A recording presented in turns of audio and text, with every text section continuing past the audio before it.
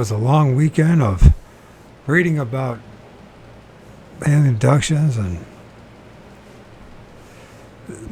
the alien deception and agenda. One thing I learned from that research and what I've discovered over and over again is the one thing that seems to work the best against these entities is to get fucking mad at them. Get mad at them.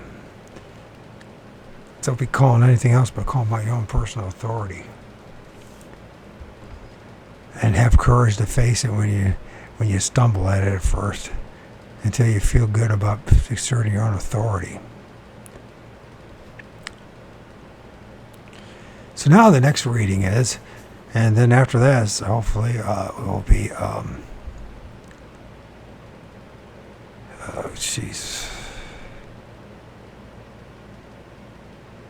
to be reading another one of,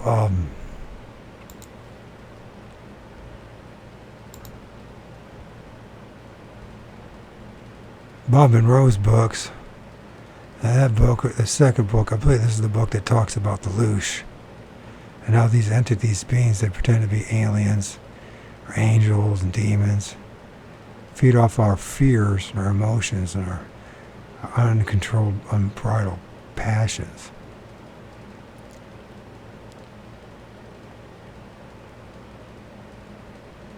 Did I forget to looks like I might have forgot to, before I get into this, I want to make sure I even have it.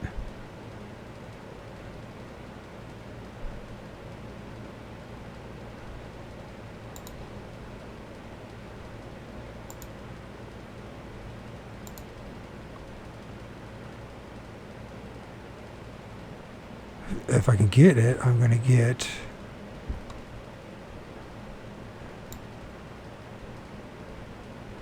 So we read our far journeys, and I believe that's the one that talks about the Loosh and how these entities feed off our fears and emotions. Constant message I keep on hearing from very good people, intelligent people, honest people. People are much and more level-headed, and I know I've been guilty of giving bad advice for many years now, but based on my own personal experience, what other people are saying too, call upon the name of Jesus, all these things just laugh at you.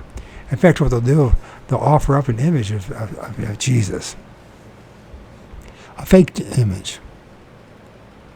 And so I would think that maybe it's time to actually start calling upon your own personal authority. And if you don't feel like you have any, then you better start developing some. And just realize you have the absolute right to stand up for yourself, regardless of the consequences. So now we're going to be reading the 8th Tower, or I am going to. The 8th Tower by John A. Keel, the cosmic force behind all religions, occult, and UFO phenomena. And this ties in with Bigfoot too. There's no, when people see Bigfoot, there's going to be UFOs. I have my own personal experiences of it. And numerous people have it. UFOs, Orbs, and other entities showing up. And I think you just need to, I think it's part of the dark night of the soul for many a man and woman to find your courage and face your fears. And find your own personal authority. And believe in yourself, because there's nobody else.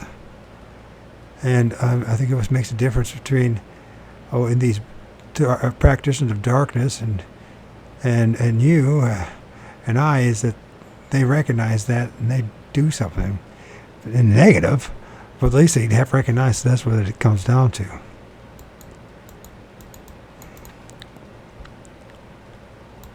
Could I be wrong? Hell yeah. It's the way this is going.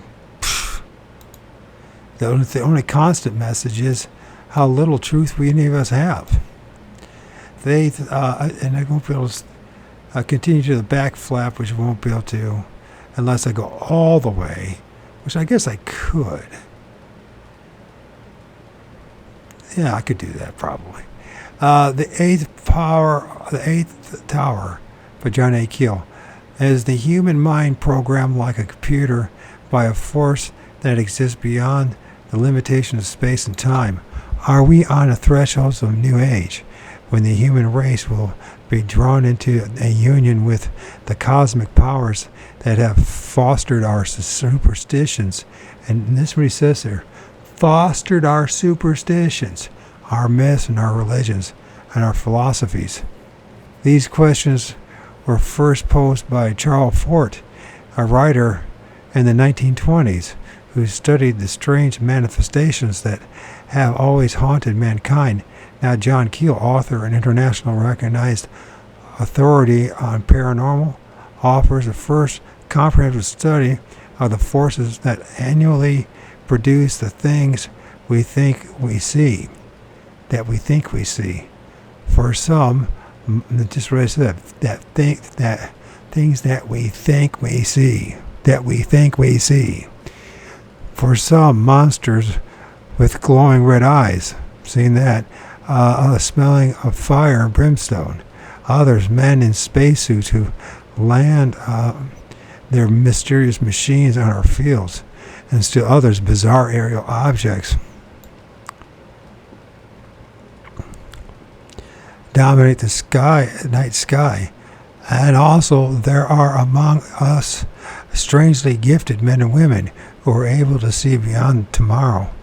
The answers of the world's most profound mysteries are now at hand as the science and new physics blend with religion and the occult.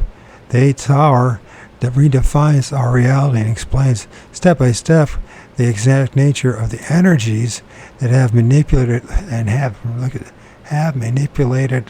our consciousness since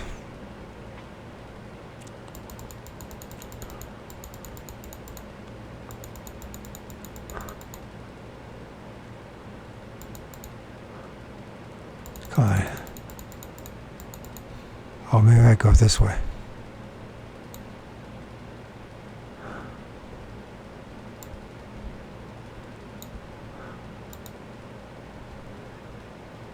All right, here we go. Pre-biblical times, with carefully investigated and spine-tingling case histories, this book presents a vision of the human race's role in the cosmic order of things. It explains how millions throughout history have had their own lives completely changed in a belief and dazzling moment of illumination, and how others have listened but rarely understood. John Keel takes us on a fascinating trip through history in a strange and frightening tomorrow when technology perhaps whether technology will perhaps wither and God may be reduced to a mathematical equation. If you have had a supernatural experience, this book will help you understand what really happened.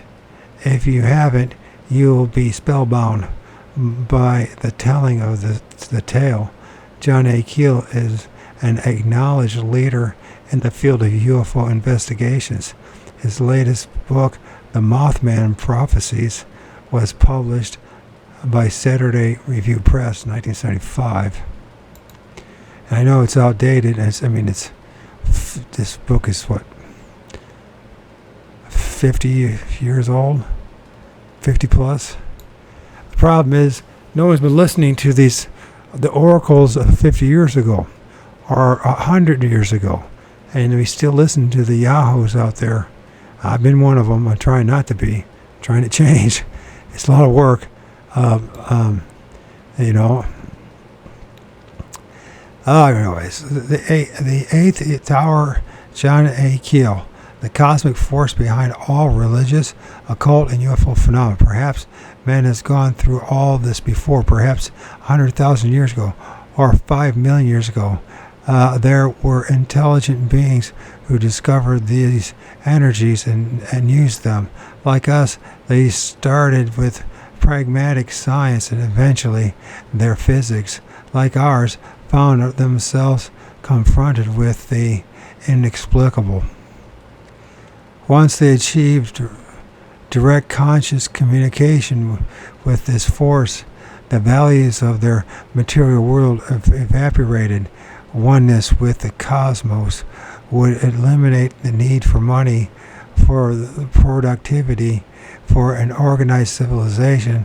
The whole population would become like like the scattered few ascetics who sit entranced, who sit entranced in caves, enjoying Godhead, total esoteric unity with the super spectrum. The Earth's aura, which is now directly black or dirty brown, would turn golden again.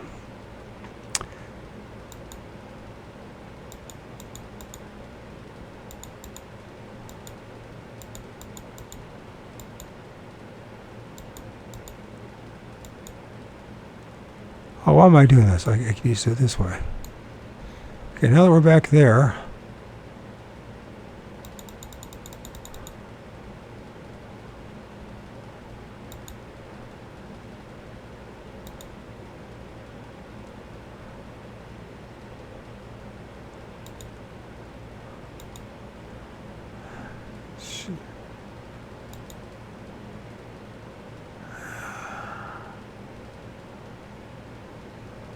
nearly 50 years ago, part 1. This is from Charles Fort, a quote from him. I don't know how to find out anything new without being offensive. And there's a lot of truth to that. The other phrase is, truth is a lonely warrior, and it really is. And, people nod their heads, but very few want to, in agreement, but very few want to walk with you. So, but that's okay. I mean, what else can you do but say it's okay? You can't make someone follow you. So here we go. Hopefully this can be legible. We'll see if we can get this lighting.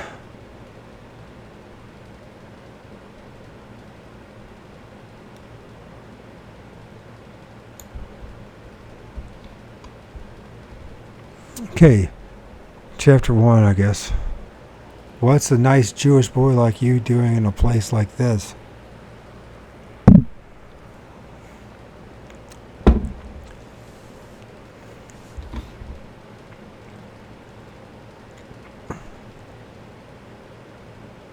Now the next thing I need to do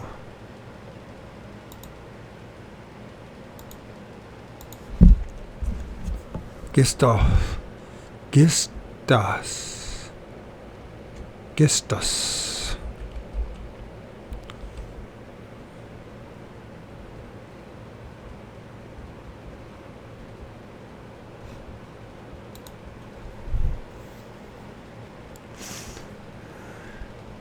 Who is Gista?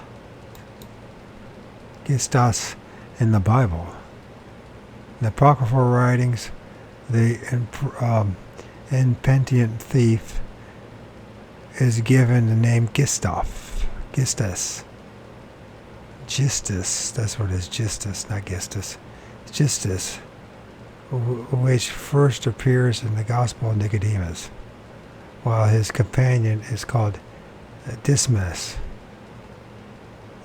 Christmas tradition holds that Gistus was on the cross to the left of Jesus, and Dismas was on the cross to the right of Jesus.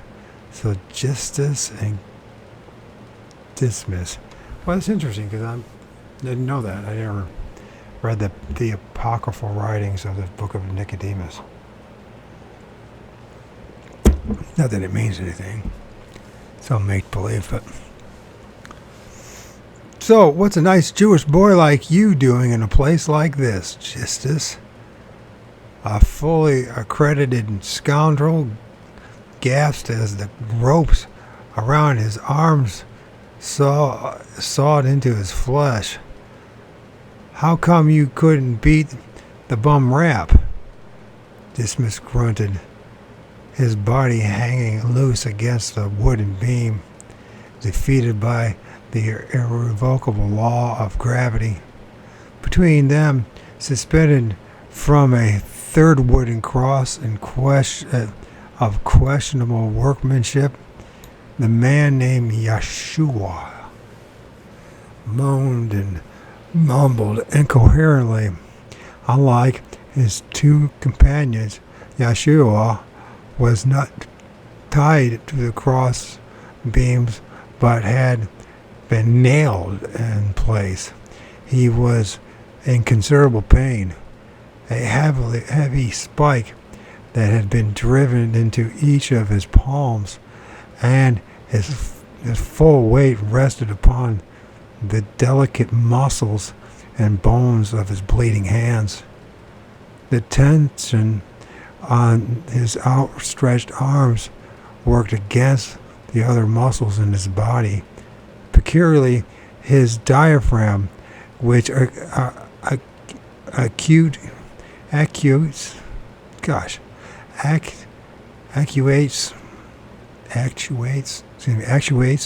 the lungs. Breathing would become increasingly more difficult until finally death by asphyxiation would result. Overhead, the desert sun dimmed and the skies darkened. What did he say? Gaius Cassius asked. Don't know. Something about somebody named Elias. Maybe one of those freaks that were hanging around him. They all took off in a hurry, didn't they? The centurion chuckled.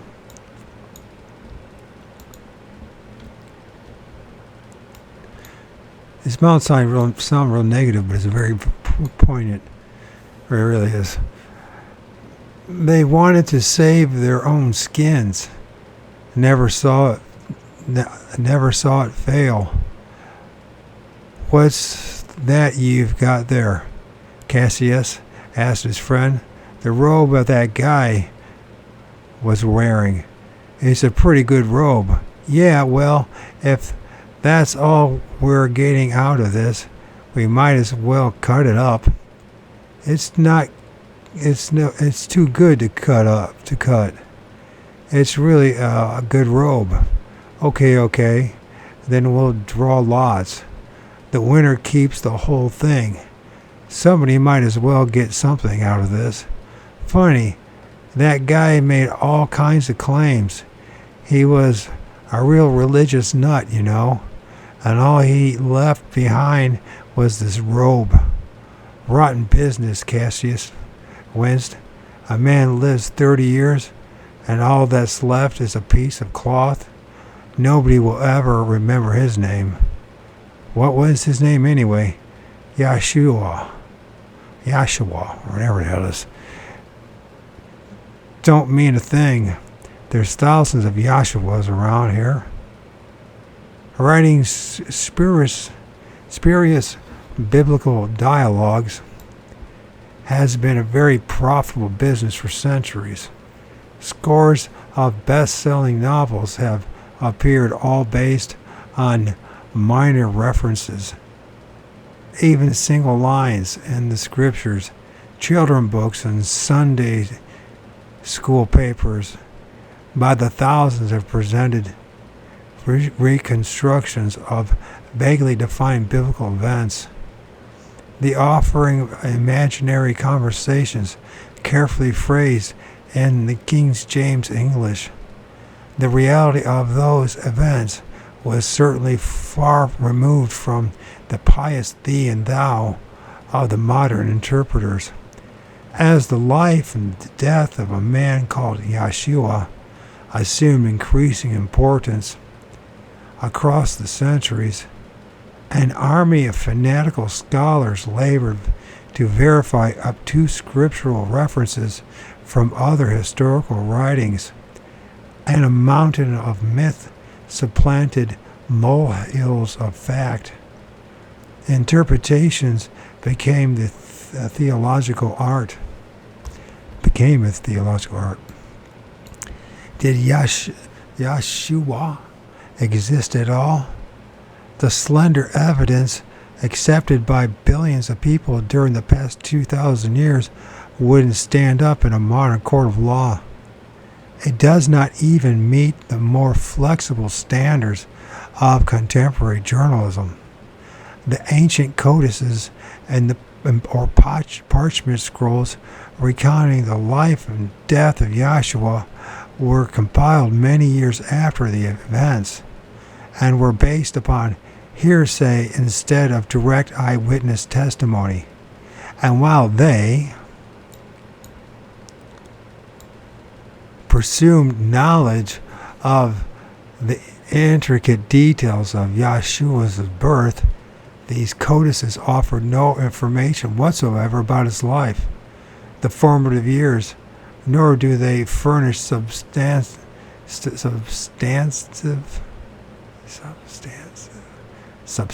background on his family. We don't even know the man's full name. Yahshua, which means Joshua in English, was gradually isolated from his Judaic background by theologians anxious to make him acceptable to the Gentile population. The earliest codices were written in Greek rather than Aramaic, the language of the Mesopotamia, which had been adopted by the Jews. The Greek renderings of Joshua is Jesus. Jesus was known as Yahushua.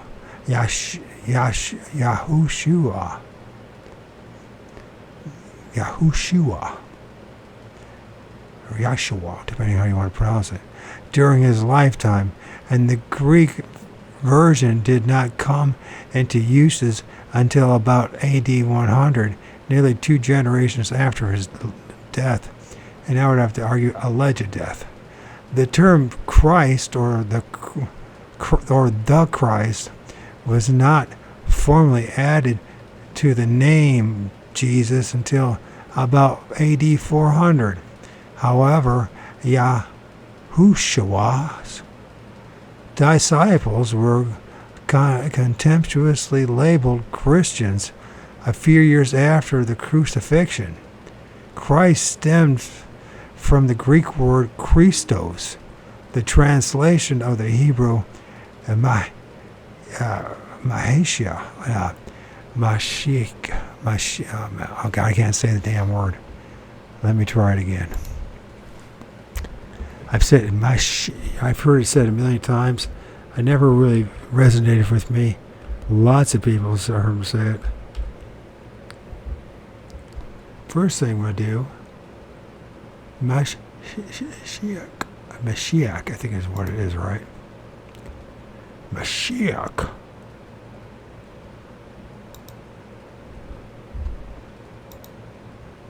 Mashiach. To see that taking place in Orbs, without a shadow of a doubt, that the one to be worshipped there is Mashiach ben David, Messiah, son of David. Fuck, it's everyone's. We've been turned into total liars for this. Mashiach, Hebrew Mashiach, which means anointed one or Messiah. Yahushua himself did not claim to be the Messiah. According to the biblical text, he repeatedly referred to himself as the Son of Man. Everyone else called him something else, right? In the literal sense, Jesus never existed. That's right. In the literal sense, Jesus never existed. Not too many years ago, anyone who dared question the validity of the scriptures would have been stoned to death in the public square, or at minimum ruined financially and ostracized socially. But in the last century, a group of leading theologians and religious scholars took a very close look at those documents and concluded that the entire Yeshua/Christ story could be seriously questioned. The Gospels describing Christ's life and ministry were derived from a single source, according to those who studied the style and content of the original codices. the validity of many other parts of the Bible, such as Jonah's testimony about his adventure inside the whale, is now mired in controversy. Other religious and historical documents of the period make no reference of Christ, including the famous Dead Sea Scrolls, which were hidden away. And it says here, the author is dispensing with their tradition of using the uppercase reference to his or him, etc. The author referring to the Godhead and divinity of Jesus, which I believed for a long time. I wanted to believe, but it's a lie. I'm sorry. I know it makes people mad when I say it, but I'm trying to pursue the truth. And if we're lying and we're pretending to follow the God of truth, we have a serious conundrum, an issue, a dilemma. I choose to try to be as honest as possible. There's no evidence for this. And, yeah, honesty is the key, I think. About 30 years after his death, so let's get back to this, got a little sidetracked there. So the Dead Sea Scrolls, which were hidden away, which didn't mention anything about Jesus, about 30 years after his death, early fanatics tried to correct this deficiency by composing a number of false records and documents, court records and official documents covering the first years of the first century were later methodically collected and destroyed. All that remains are the somewhat unsatisfactory and contradictory biblical texts. Fundamentalists, those who take the Bible literally, manage to overlook the least than flattering profile of Christ in the New Testament. He is clearly described as a man who led a small band of thieves and prostitutes who openly defied the authorities and violated the laws of that place and time, while professing humility and concern for the impoverished. He had his followers wash his feet in an extremely expensive form of perfume, and his body was interred in a tomb that had been prepared for a wealthy man. On the cross, he did not behave like a man undergoing a death that had long been promised. In fact, he died with less dignity than the two thieves who shared his fate. He moaned and groaned and whined that he had been forsaken. Nevertheless, let me transfer this over to the file so I can get back to it. Some excellent old school commentary, or actually lectures from Leah Haley and Carla Turner, which once again they say the same thing with their own research when it came to alien abductions and contactees and their experience. The name of Jesus didn't work. The only thing that works is you getting mad. For some reason, these things don't like you getting mad. Nobody likes somebody getting mad, apparently. Nevertheless, billions of people have responded emotionally to the story of Christ and his suffering, just as an almost identical story dominated the Egyptian civilization for 4,000 years. The spiritual life of Egypt was centered around the myth of Osiris, who, like Christ, was a great spiritual leader who sacrificed his life in a fight against evil. And like Christ, his apparition, the ghost, something pretending to be his apparition or a ghost, returned to guide his people in times of trial. And many of the Christians' beliefs are adaptations of the early Osiris theology that eventually spread to Greece. The Greeks had a great influence on early Christianity, and many of their early beliefs overlapped into the new religion. According to E.A. Wallace Budge, the great archaeologist and Egyptologist, the story of Osiris is nowhere found in the story of Osiris is nowhere found in connected form and Egyptian literature, but everywhere, and it's in texts at all periods, and the life, the suffering, death, and resurrection of Osiris was accepted as facts universally admitted. Osiris was a god through whose suffering and death the Egyptians hoped that his body might rise again in some transformed or glorified shape, and to him who had conquered death and had become the king of the other world. The Egyptian appeal and prayer for eternal life through his victory and power, and every funeral inscription known to us, from the pyramid texts down to the roughly written papers upon coffins of the Roman period. What is done for Osiris is done also for the deceased. The state and condition of the Osiris are the state and condition of the deceased. In a word, the deceased is identified with Osiris. When I was living in Indiana, in India, where I get Indiana from. When I was living in India, I was puzzled by the frequent rumors and stories of direct encounters with the myriad Hindu gods.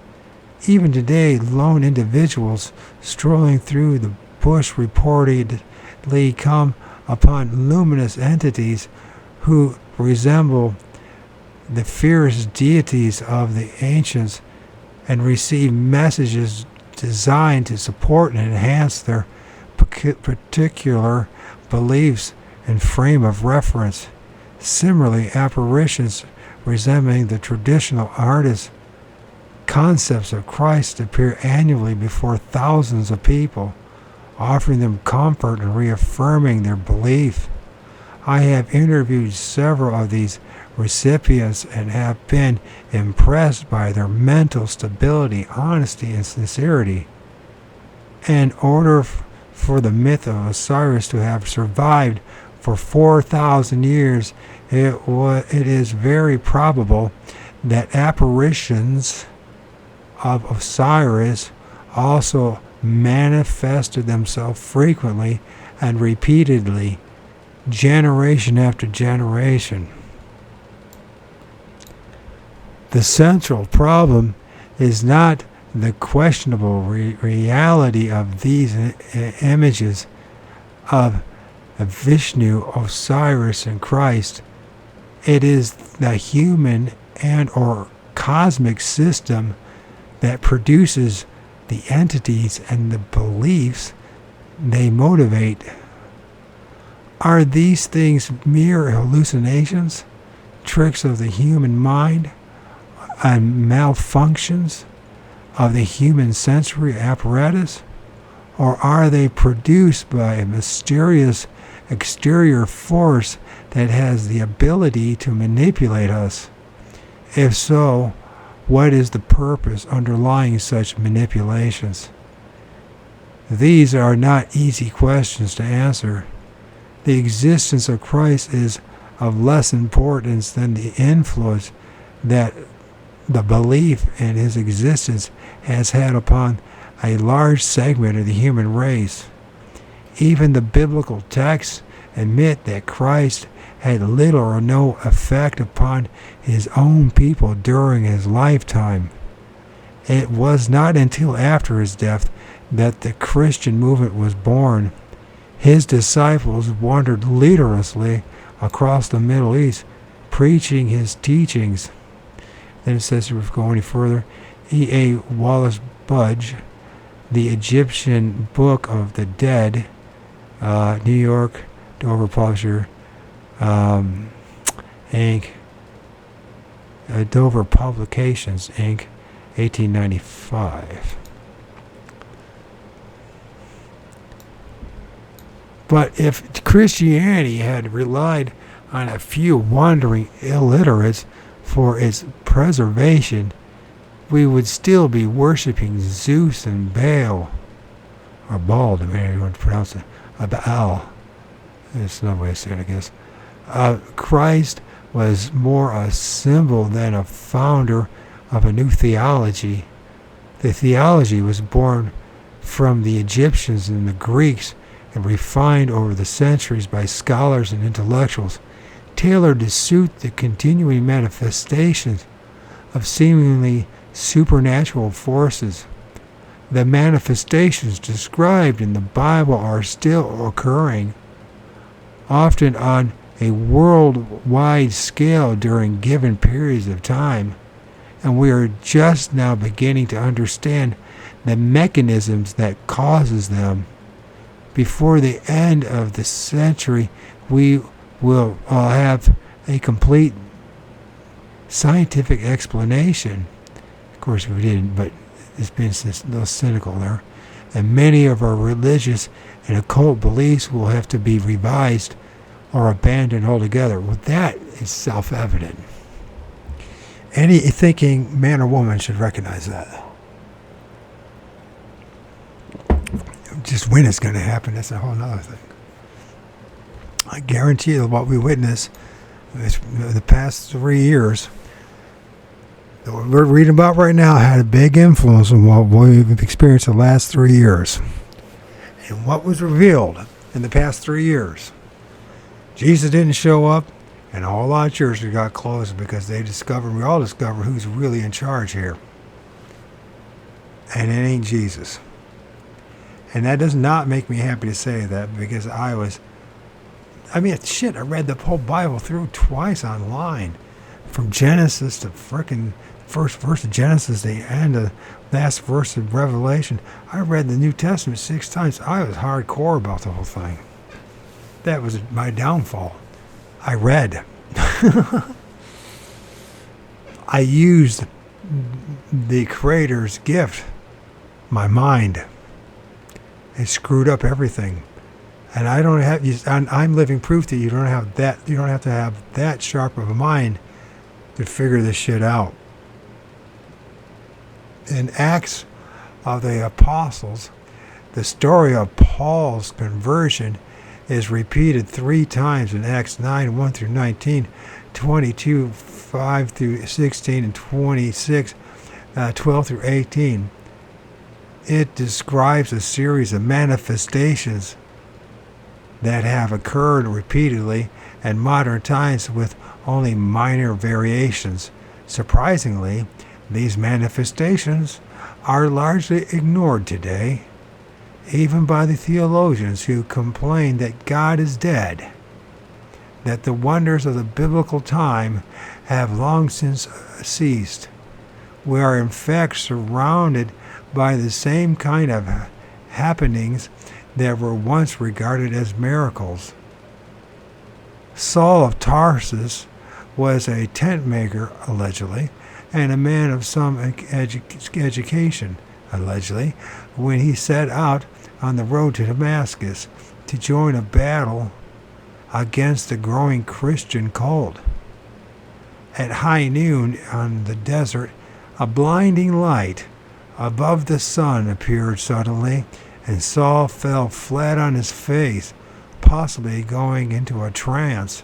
The men traveling with him reportedly heard a voice and saw nothing. And Saul couldn't figure it out. They couldn't figure it out. They had one thing or another. Did they see him? Did they hear him? Did they know? It's funny. But it's reminiscent of this high strangeness when it comes to Sasquatch and UFOs. And seeing these orbs and all these entities, it convoluted and confused message that's deliberately perpetuated and to cause us to go mad and to battle each other instead of everyone step back and say, wait a minute, what's going on here in this Soul Trap Matrix, this shit show? What the hell's going on with that light show? Yeah. Saul arose and regained consciousness, and he was blinded. Like so many times it has happened to people have encounters with these supposed UFOs and supposed aliens. Oh, supposed angels or demons. Or fairies. And that goes on and on and on, isn't it? There's some kind of force that's been tricking us all along. Trickster spirit of some sort. And that's maybe the trickster spirit should be more honestly called the deceiving spirits. He remained blind for 3 days.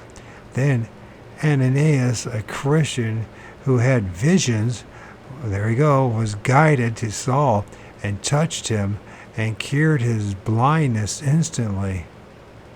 And then you should read a book, what's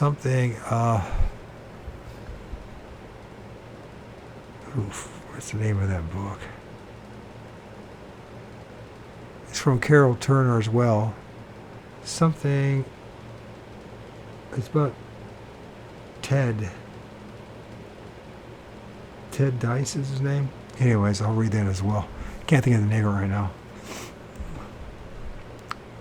Well, I think might be able to find it real fast. It's an important look.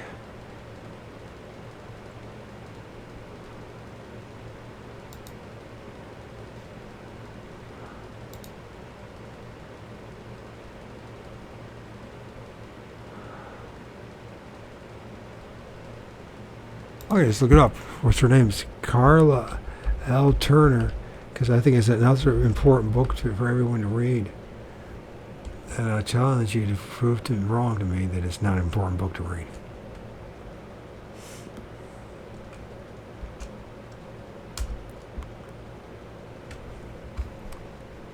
Books.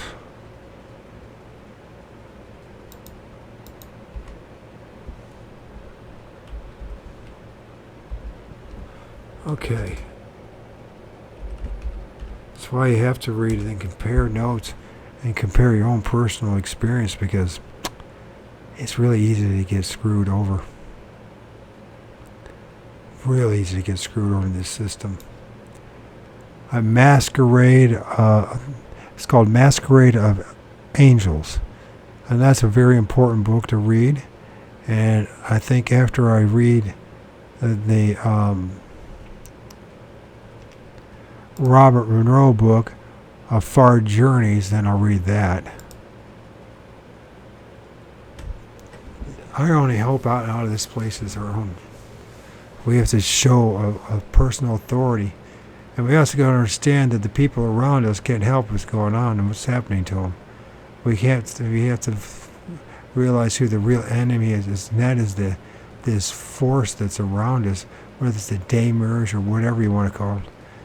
There's something, a darkness that's around us that's been deceiving us, our parents, our grandparents, generations from generations, tens and hundreds of years of generations, I should say, hundreds of generations going past a long time. And the moment we start waking up to stuff, then we got to deal with the threats, and you'll see it over and over again.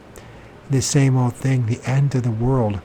End of the world, end of an age, and it's the same old threat of destruction and doom.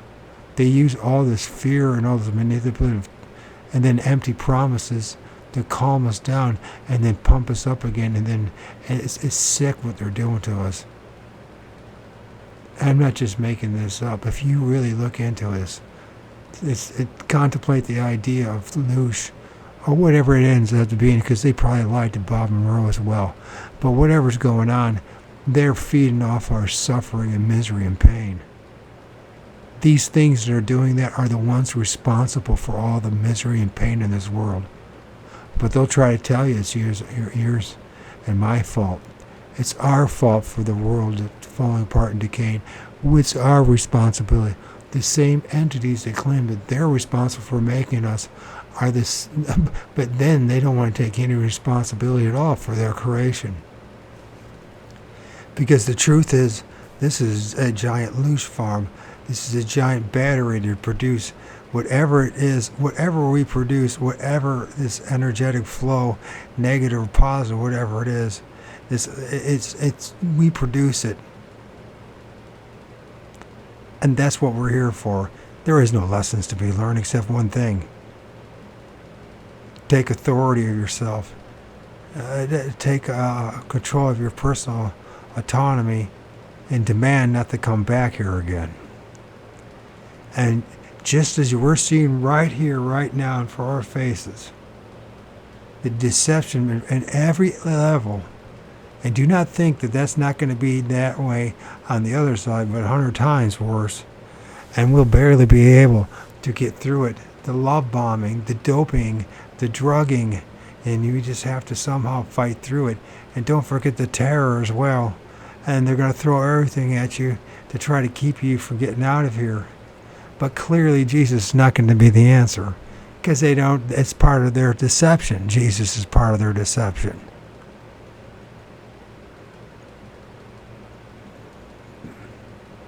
How important is this? I'm not asking you to join some cult or follow me. I'm asking you to find yourself. Because if we can't find ourselves, what is the point here in the first place? Think about what I'm saying. This is serious business. And I know I suck as a reader and I have a lot of issues. But you know what? We all have to do it. The only reason I'm doing it is to share my journey and to keep fighting the good fight. It would be nice if people help me out so I keep going. But it's up to you guys. It's not up to me. If you don't find any value in what I'm doing, then you don't find any value. But I find value in it. I don't want to come back here. There's no reward. And on the other side, that shit show, that thing where they pretend to be in a UFO or whatever that place is going to be, I just have to keep on reminding myself I'm being lied to, and I deserve better. Not because I'm better than anybody else. It's just a human decency. It's just a divine right. We all deserve better. Every last one of us deserve better.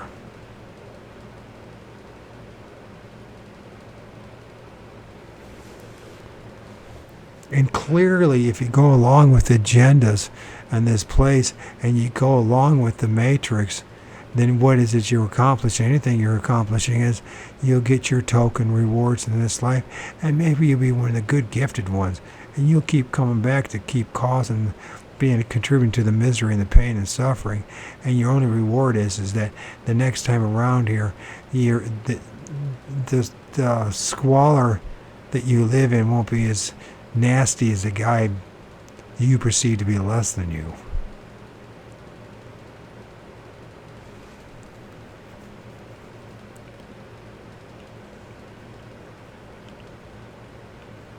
And it's just shocking to realize what the hell's actually going on, and to realize that there's so few people that want to talk about it. But then again, everyone's at their own place, their own journey. Most people find what I have to say extremely negative, but the truth is. But the only way to get to that positive is you have to use the negative. You have to face the negative. You have to get honest about the negative. For some reason, people don't want to do it. Maybe it's just good enough. Maybe it's just good enough for you not to think anymore about of it and not to deal with it. Just enough distraction. But the problem is that distraction is not worth dam. And all the bowel movements and orgasms and food intake and all the dopamine fixes in the world is going to make it worth a damn. It ain't worth a damn for you. But it is worth a damn to something else who feeds off that shit. And it ain't you. It ain't I. Christian cult for sure. And so we're talking about this great Saul of Tarsus, who was a tent maker, a man who had some education, and people argue about it and say, well, he had to have a lot more education than that, and everyone speculates it, and they still focus on this imaginary story from 2,000 years ago. And if everybody just step back long enough and say, can you prove any of this? Any of it? No, you can't. Your faith is in a book. And a book of fiction. What's the difference if you put your faith in the Harry Potter book? Or Osiris, etc., etc. How about Yahweh? Now there's a monster for you. At least, if anything, he maybe was a little more honest when he said he was a jealous God and a murderer and a monster. When I say Satanism and Christianity are two sides of the same coin, I mean it. I talked to modern-day Satanists today, and they say, oh, no, no, no. And I'm like, dude, if you pretend you don't have a religion, but you do have a religion, and you pretend that you make fun of the damn book and where your title, your name comes from, you're no different than a Christian. You're just part of the deception. I don't know what else to say. At high noon on the desert of blinding light above the sun, apparently suddenly Saul fell flat on his face, possibly going into a trance. The men traveling with him reportedly heard a voice, but saw nothing. How many times do you hear this when you research this shit about Bigfoot or UFOs and aliens and all that kind of stuff? The same old story. Ghosts, apparitions, right? It's the same story. Why is it one group of people says one thing? You can group, everyone sees something and witness something different. They can't even decide which is what. And what's more than interesting is this, and then what happens? And Saul arose and regained consciousness, and he was blinded.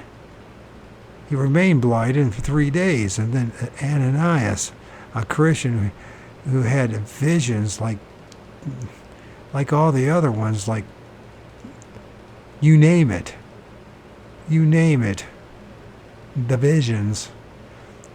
He remained, so then visions was guided to Saul and touched him and cured his blindness instantly. And what was the blessings and reward for Paul being cured was? Total madness for fucking 2,000 years. Total madness. One lie after another. Thousands of cultures and billions of peoples destroyed over a lie. What a wonderful miracle it was. Sick. And if you're blinded, just like Paul or Saul, then you won't be able to see the lie. You can't see the truth. That's part of this whole thing. Why do you think I keep bringing it up? I'm not trying to be a jerk. Look, I'm not telling anybody to join any cult. I'm trying to warn us all and help us all break free from the biggest cult of all, which is this fucking place. Impressed, Saul gave up his hobby of killing Christians. Isn't that interesting? He changed his name to Paul. He was instrumental in spreading Christianity, even though he had not known Christ personally. However, he did believe that the voice from the light was Christ. And how many other people in alien abductions had the same visions and images? And then what happened to them? They are knocked out, drugged out, and freaking all sorts of shit done to them. But Jesus loves you, and you'll be a special place. There's a special place for you at the end of the world.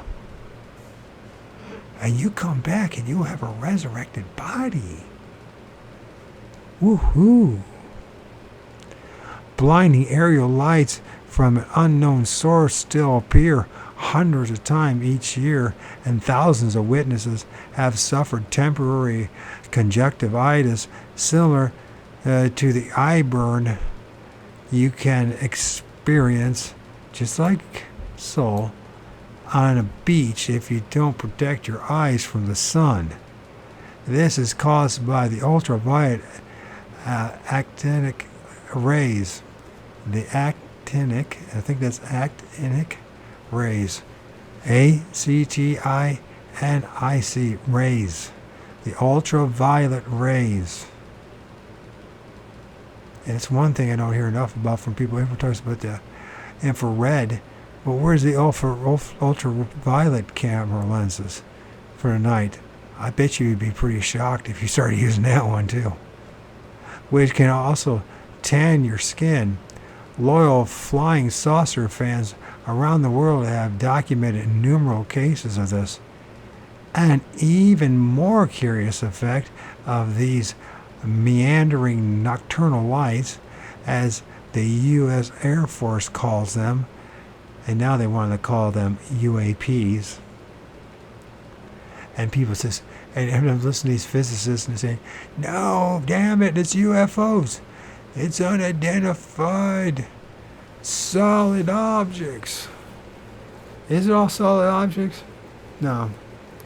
And there's no proof of any of it. That's, I mean, my God, all you have to do is prove, just have one. And they make it sound like it's more valuable than gold. So listen, say we ended up getting a flying saucer. Why not have it in a fucking museum? Guard it to the hilt. You guard everything else. Put it in the middle of Washington, D.C. You can take all the hardware out and all that. This is the shell. This is what we found. This is the proof. Not anybody would believe you, for the most part, after being lied to about everything else. But why not do it? No, can't do it. For some goddamn fucking reason.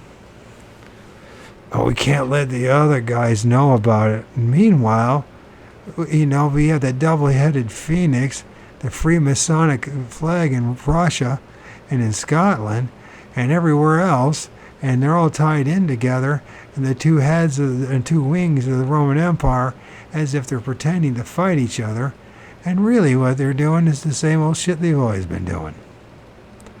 Playing us all like a fools. And I'm not saying there is not a flying saucer and there's some kind of thing that showed up. But to pretend, after all this time, not to have it is very contradictory, and is not unless there's a small group of people, a cabal or multiple cabals that have a worldwide network that are hiding this shit from us. Because why would the U.S. government find any negativity for that unless, as we all know, it itself is an instrument of the oligarchs to oppress the rest of us? And apparently oligarchs, they know about these apparitions, these spirits, whether you want to call them demons or not, or angels, good or bad angels. It's all a fucking lie. It's a lie. But it doesn't matter, because the only thing that matters is self-preservation for the moment.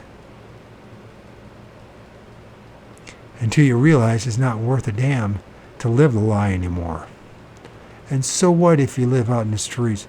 And so what if nobody cares about you? And so what? You say, well, how can you say that? Well, listen, if you can't learn to care about yourself, what does it fucking matter?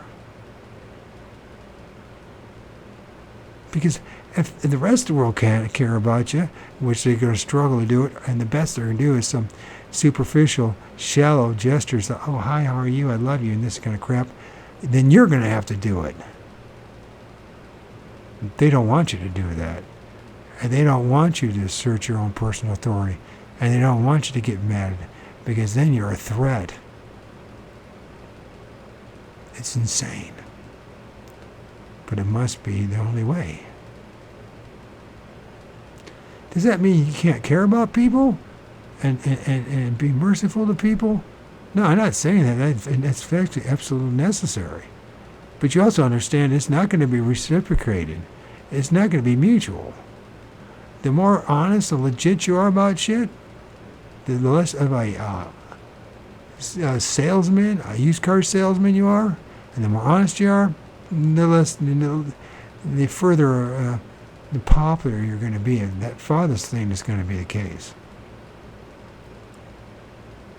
And it's never ending. And there's always in this system, they'll find something wrong. And you'll say, oh no, you're not honest. They'll find this there. You're doing this wrong or that wrong.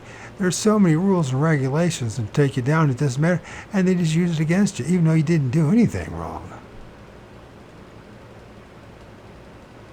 So if you don't stand up for yourself, who the hell's gonna? Guarantee you the rest won't. There's the control freaks who will pretend they're standing up for you, so they can feel good about it, and they can tell you what to do, and they can boss your ass around. But the truth of the matter is, the only person, the only entity in this place right now that cares about you is you. It all depends now how you want to go with that. There's so many people are making the mistake of thinking that, that, you know what, I'm going to do whatever I can. I can get whatever I want out of this life. I'm going to walk over people. I'm going to take whatever. I don't care how many people are hurt. That's the wrong attitude. And if you say, oh, you're being moralistic and idealistic about it. No, you're just setting yourself for another round in this fucking place until you realize that's not the answer. I'm not saying you can't take care of business, but my God, how much money do you need? How much things do you want? How much of the fantasy must you have? In the end, what happens to you? You end up married 4 or 5 times. You have kids from 3 or 4 different wives. You're paying alimony off the butt, and you're doing drugs and getting drunk all day long, and nothing's getting done really, right? You're just trying to get through another fucking day. You didn't figure it out. You still can get out of the trap, but you gotta let go. You still gotta take care of the message that you helped create, but you still let go. The rest of the world and what they think about you means shit. It never did mean shit. It's worthless. And whatever you have to do to get along and get by, do what you gotta do, but just don't take advantage of others. Don't exploit others. Don't feed into the fear and the misery and the pain and the suffering. And get angry to the right entities. Not to the guy and gal in that meat suit, all delusional and misled. Get angry at the entities and the beings that have been lying to us all along. And they're all around you. So all you guys, except for the good ones, if there's any of you that is good, the rest of you can fuck off, in my book. You're the ones that created all this. You're the ones that created all the misery. And I'm going to be holding you accountable in the next round. I'm going to remember what I went through here. And I'm going to, when I hear and I see the elders and the counselors and the wise men, right? I'm going to be going, you're the reason for all the suffering. And I'm supposed to bow down to you? No.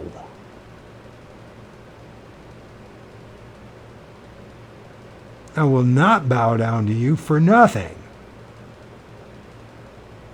And you can destroy me 1,000 times to Sunday, but I don't give a shit, because at the end of the day, I will rise again and I will take you to task. Justice will be served. And it's not just me that suffered. I'm not just thinking about me. I'm thinking about the billions before me who have suffered, the billions now that suffer, and the billions after me that will suffer. And you guys, you entities, you beings, whether in your imaginary UFOs or in your orbs or pretending to be Jesus or God or this, are the parties responsible for all this, because you could have done something about it and you did nothing about it except take advantage of it. You see, people, those at the top, the elites, they know just what I said is the truth, and they go along with it. And so they play billionaires and popes and monarchs and kings and queens, pretending to be something that they're not. But they get richly rewarded for perpetuating the giant, and maintaining the giant plantation of suffering and pain. There is no lesson here, except for you to start believing in yourself.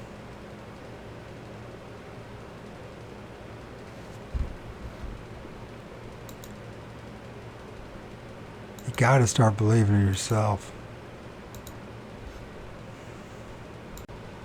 So I had, sorry about the rant. Well, not really sorry about the rant, but anyways, when I start thinking about how deceptive this whole place is, it just gets me very angry.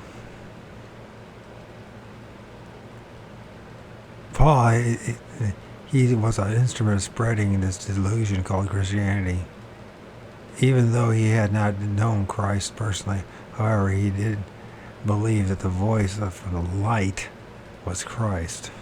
Blinding aerial light from an unknown source still appear hundreds of times each year, and thousands of witnesses have suffered temporary conjunctivitis similar to the eye burns you experience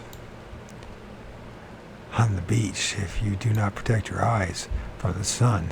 This is caused by the ultraviolet actinic. I don't know. Let's find out how to pronounce that properly.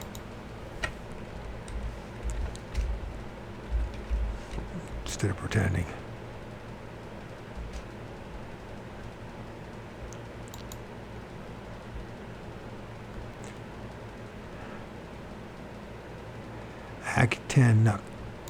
Actinic keratosis.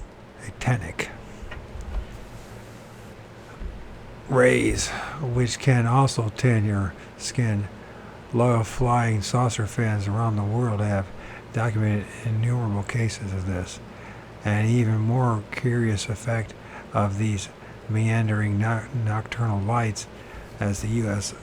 Air Force calls them, is temporary deafness, probably because are caused by high-frequency ultrasonic waves generated by rapid pulsating, right? Oh, in the Bigfoot community, they call them infrasound. It is not unusual for witnesses to such lights to lapse into epileptic-type trances and experience elaborate hallucinations. Some see horrible monsters, while others see space creatures, angels, great luminous godlike beings. All great religions and countless fringe cults begin with the exposure of a single person to this phenomenon. Saul, Daniel, who else would there be? Well, let's don't forget about Abraham, and then Jacob, and Ezekiel in the Bible, right? Oh, and John, right? in the book of Revelation. And then Joseph Smith and Joan of Arc, and who else would there be? And endless numbers of people who have encountered these things and been manipulated and deceived by these things. Their names became famous, but they spread lies throughout the whole damn world. So we can't even discern the good guy from the bad guy. Isn't that freaking interesting? And in my book, whenever I get back to writing it again, I talk about it, numerous accounts of these men having encounters with angels, So they're supposed to be angels of God, and nothing good happens from it. And the only time they ever show up is to predict a soon destruction that once in a while it gets fulfilled. Think about what I'm saying. I know it makes you mad, and I know you don't want to hear what I'm saying, but I'm asking you to think about what I'm saying. Try to disprove what I'm saying. It would be the best exercise you ever do in your life.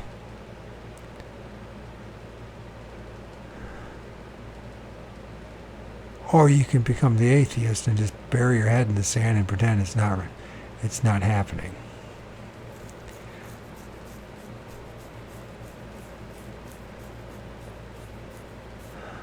So, so we as a Daniel, Saul and Daniel and other biblical passages saw luminous phenomena at the outskirts of their adventures, usually falling on their faces and passing out. While in this condition they receive messages and accurate prophecies, or not so accurate. Later, when they passed the prophecies to their friends and followers, and those predictions came true to right. Or don't forget about Muhammad and all this, right on the nose.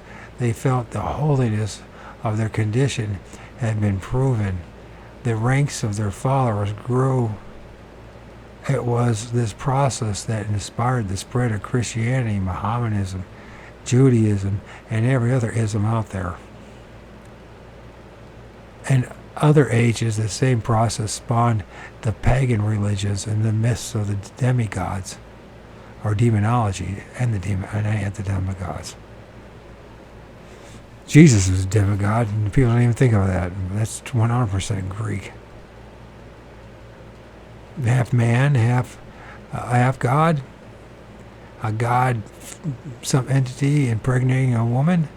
And isn't it interesting their obsession that they have with these supposed aliens and reproduction?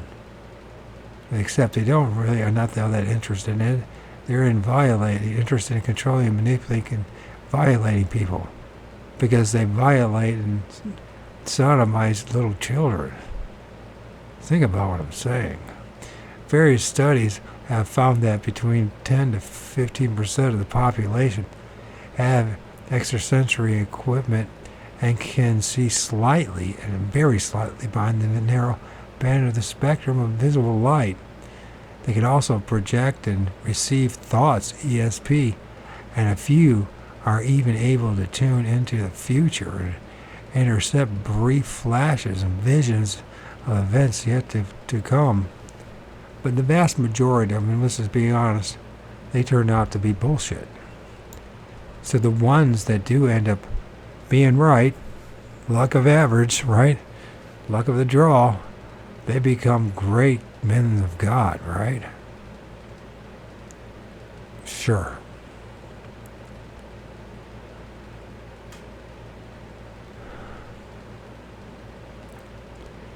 Their talents attract less gifted individuals, so they become prophets and cult leaders. Some receive almost daily visions from entities who dictate ponderous books that supposedly contain vital information for the whole human race. That turns out to be a pile of rubbish. And there are now thousands of these inspired books, most of them privately published and poorly circulated. The authors are usually poorly educated and not well read, and they are totally unaware of the fact that some of the information, most of which is nonsensical, has been tediously transcribed and published by thousands of others.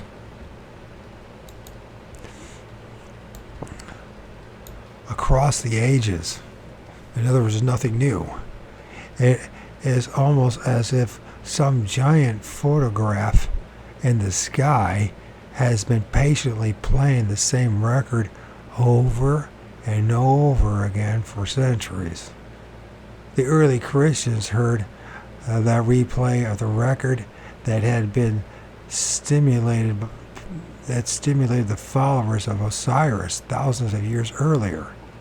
Today, many UFO contactees, people who think they have had direct personal contact with unidentified flying objects from some other planet are caught up in this tired game. Like Saul, they have been exposed to the blinding light, followed by a vision or by an oral or audio hallucination. So in other words, they heard something or they saw something.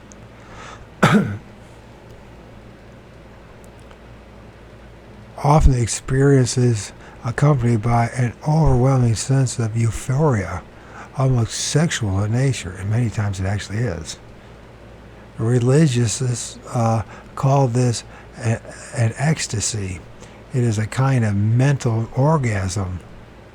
It is not unusual for participants to change their entire life, way of life after the experience, quitting their jobs, divorcing and abandoning their wives and families, and changing their names. Earlier participants adopted biblical or angelic names, which modern UFO contactees often become convinced that they are space people themselves and are given space names. For example, one prominent contactee of the 1950s became Prince Neosem, or of Saturn.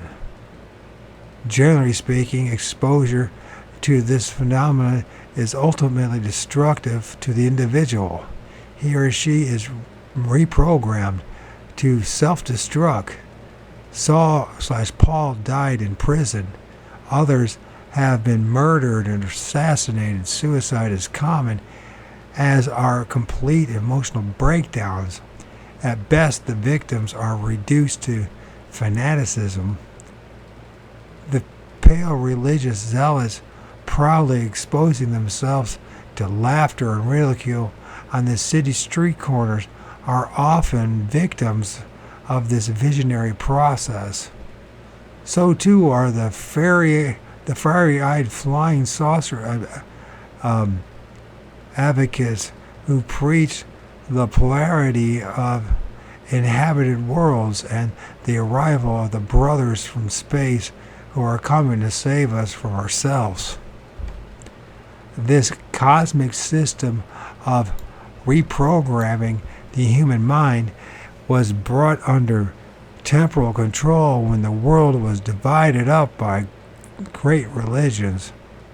But that control was broken with the founding of the United States, with its constitutional guarantee of religious freedom. In the early 1800s, those mysterious aerial lights launched a score of new religions in America.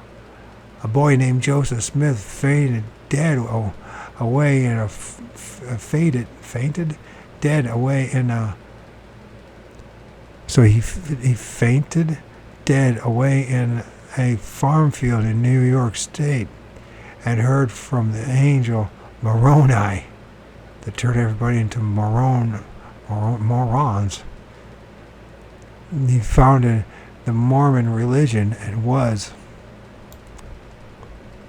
eventually murdered. Others launched the Seventh-day Adventists, the Jehovah's Witnesses, and other religions. All kinds of new Bibles were inspired. The Book of Mormon to Ospe, I guess O-A-H-S-P-E, which was written by a New York dentist while in a trance state. A lot of shit came out of that burned over district in New York. It's amazing.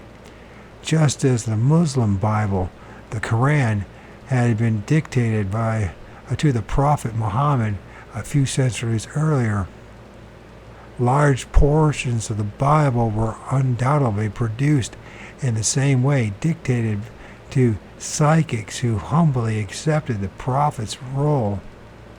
I'm sure they did.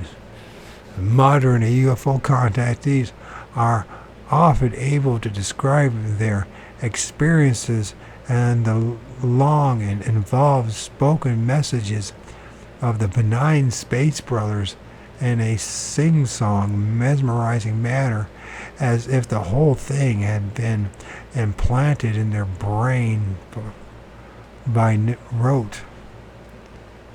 Earlier prophets probably had this same ability, so even those who were totally illiterate were able to recite everything to a scribe or a priest later. In those days, almost anything written down was considered holy. The scrolls dictated by the prophets were carefully guarded in churches and temples and read aloud on holy days. All these works make pretensions of being historical records. The Mormon Bible is purportedly the history of North America thousands of years ago. OSPE is a blatant revision of the Bible, correcting the historical errors. Each book contains verifiable historical fact, however, which leads credence to the fictional parts. We are fortunate in that the latter inspired books came to us intact, exactly as originally written, while the Bible has undergone extensive revisions, changes, and deletions and additions. Whole sections of the Bible are remarkably dissimilar from the original text in Greek and Aramaic. Latter-day translations deliberately censor and alter the meaning of the whole passages. Biblical scholars regard the King James Bible with some disdain, while countless priests and ministers struggle to interpret passages that were mistranslated in the first place. Some of the scriptures describing Christ's life and ministry were written centuries after his death, and since no eyewitness testimony from his period exists in any form, we must wonder where the authors got their information. Were their eyes stung and their skin burned by aerial lights before they picked up their pens? Let's think of Jonah, right? I mean, not that I believe it to be a real story, but think about it anyways. He was swallowed up by a whale for 3 days, and amazingly he wasn't digested and turned into nothing but a bag of bones. And he comes out, right? Or did it really happen that way, or was it a total illusion? What about this? What if the possibility that he or somebody believed it happened? That he had through a scenario that convinced him that it happened? Or it could have just been all made up. Either or. I mean, either or is still just made up one way or the other, right? It's all deception. Either and we try to make metaphorical meaning out of this stuff. And some there is. There are hidden messages in the Bible. And when you find them, who's going to believe you anyways? There are much bigger questions here than did Christ really exist. We are confronted with a series of manifestations that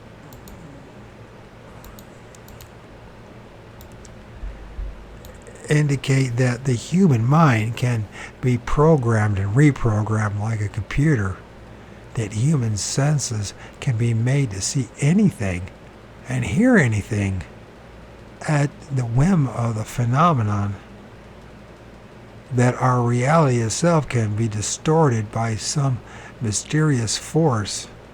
When you study all of the manifestations, it becomes clear that the force has a childlike intelligence, capricious and often irrational.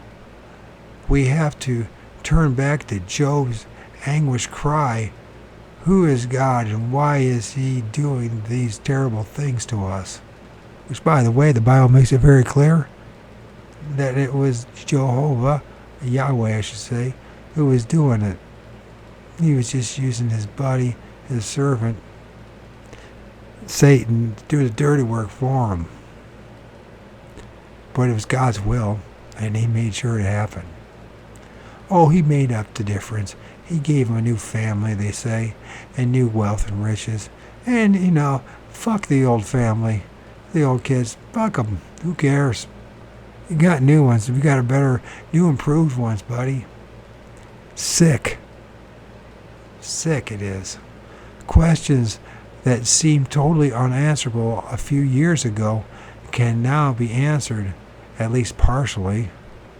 The flying saucer phenomenon has not given us any information about life and other worlds, but careful, constant observation and study over the past 20 years or so has provided us with many truths about ourselves. We may not be one step closer to heaven, but we are many steps further from hell.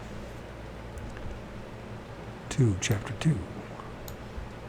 On March 9th, 1884, a pale-bearded little man sat alone in a dreary hotel room in Rotterdam. His stubby fingers clutched at a cheap revolver. The clutter of letters and old newspapers were spread out on the bed beside him. His shoulders sagged, his watery eyes staring unseeingly through the narrow window. His world had suddenly shriveled to that restricted view.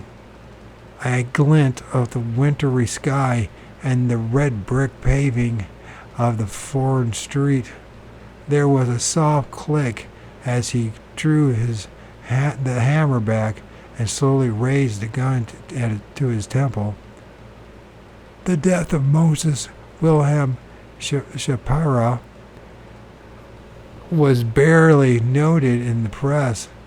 Then, as now, lonely strangers often share their grubby hotel rooms with death, leaving less than an epithet behind. A year earlier, the sun had shone on Moses Shapira, and visions of fame and the gratitude of whole nations lightened his step. He had traveled from Palestine to Europe in a mood of triumph, clinging to a frayed leather suitcase instead of a pistol, expecting to be summoned by kings. Instead, he had been branded a hoaxer and a fool.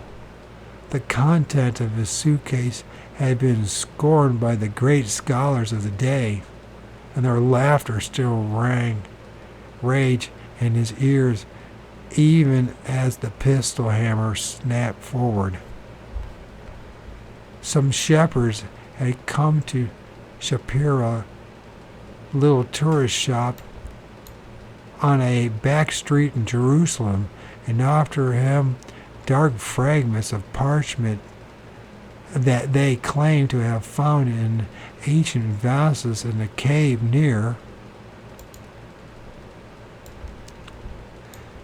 the Dead Sea.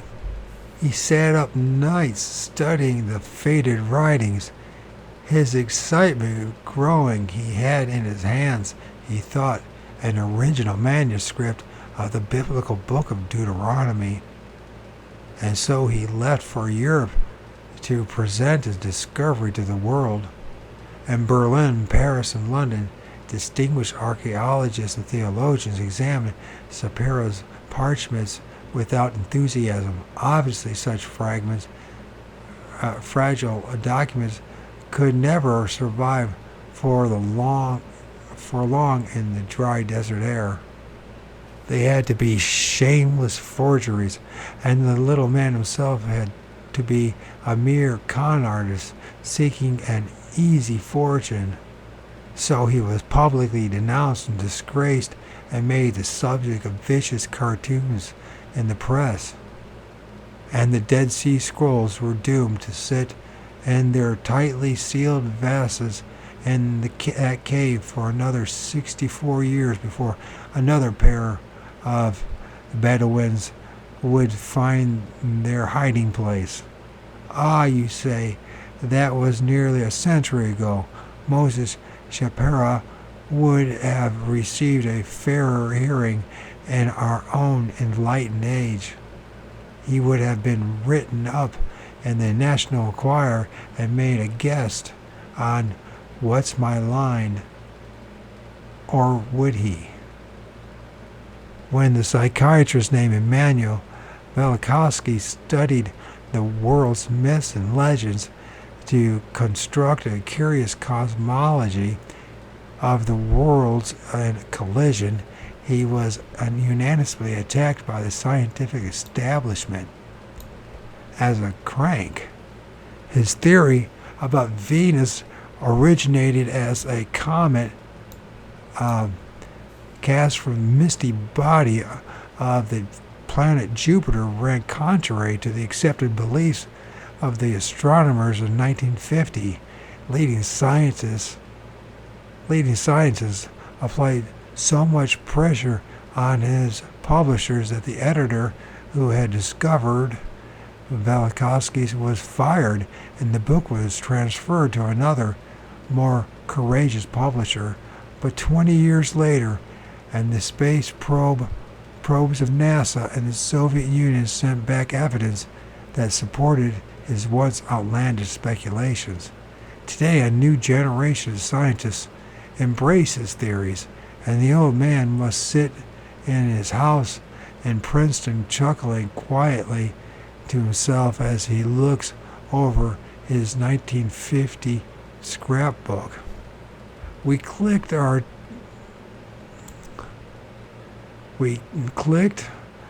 tongues in disgust when Hitler's brown shirts ravaged the home of philosopher occultist Rudolf Steiner in the 1920s. It couldn't happen here, he said, but we somehow looked the other way when our own society was seized by the paranoid fits of the 1950s. In those days, one of the world's foremost psychiatrists, Dr. William Reich, was sitting in a village in Maine, quietly studying the skies and minding his own business and developing a complex theory about the energies that surrounded us and perhaps even control us. Suddenly, a swarm of U.S. government agents descended on his laboratory, smashed his equipment with axes, and burned his books. The kindly old psychiatrist was tossed into jail, where he died a year later.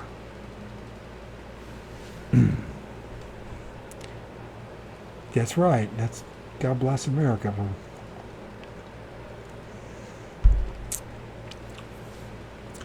Most recently, an amateur archaeologist in Switzerland, Eric von Daniken, has earned the wrath of the wide-eyed scientists.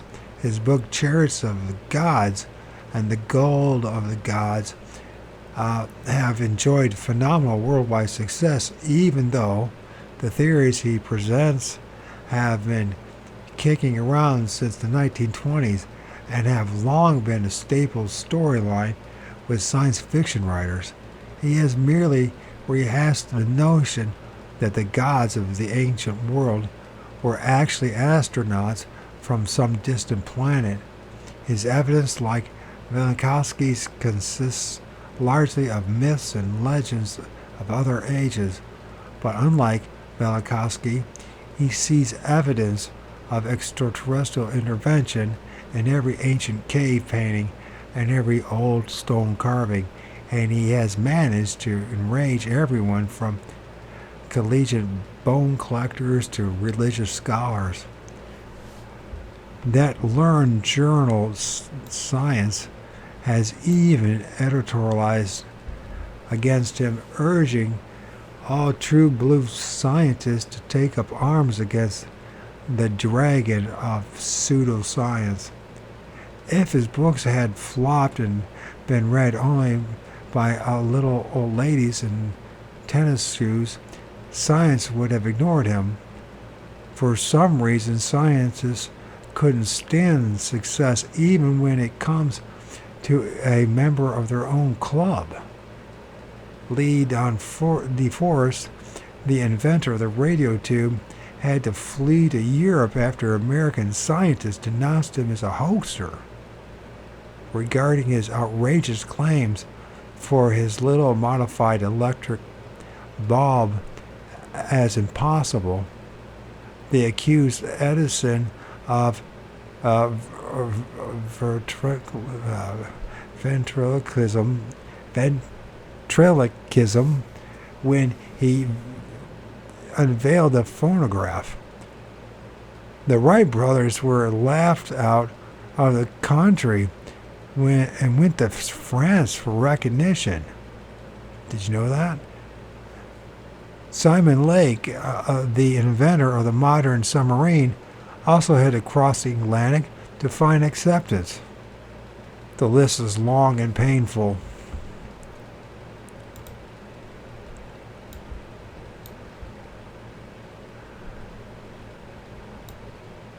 It's long and painful.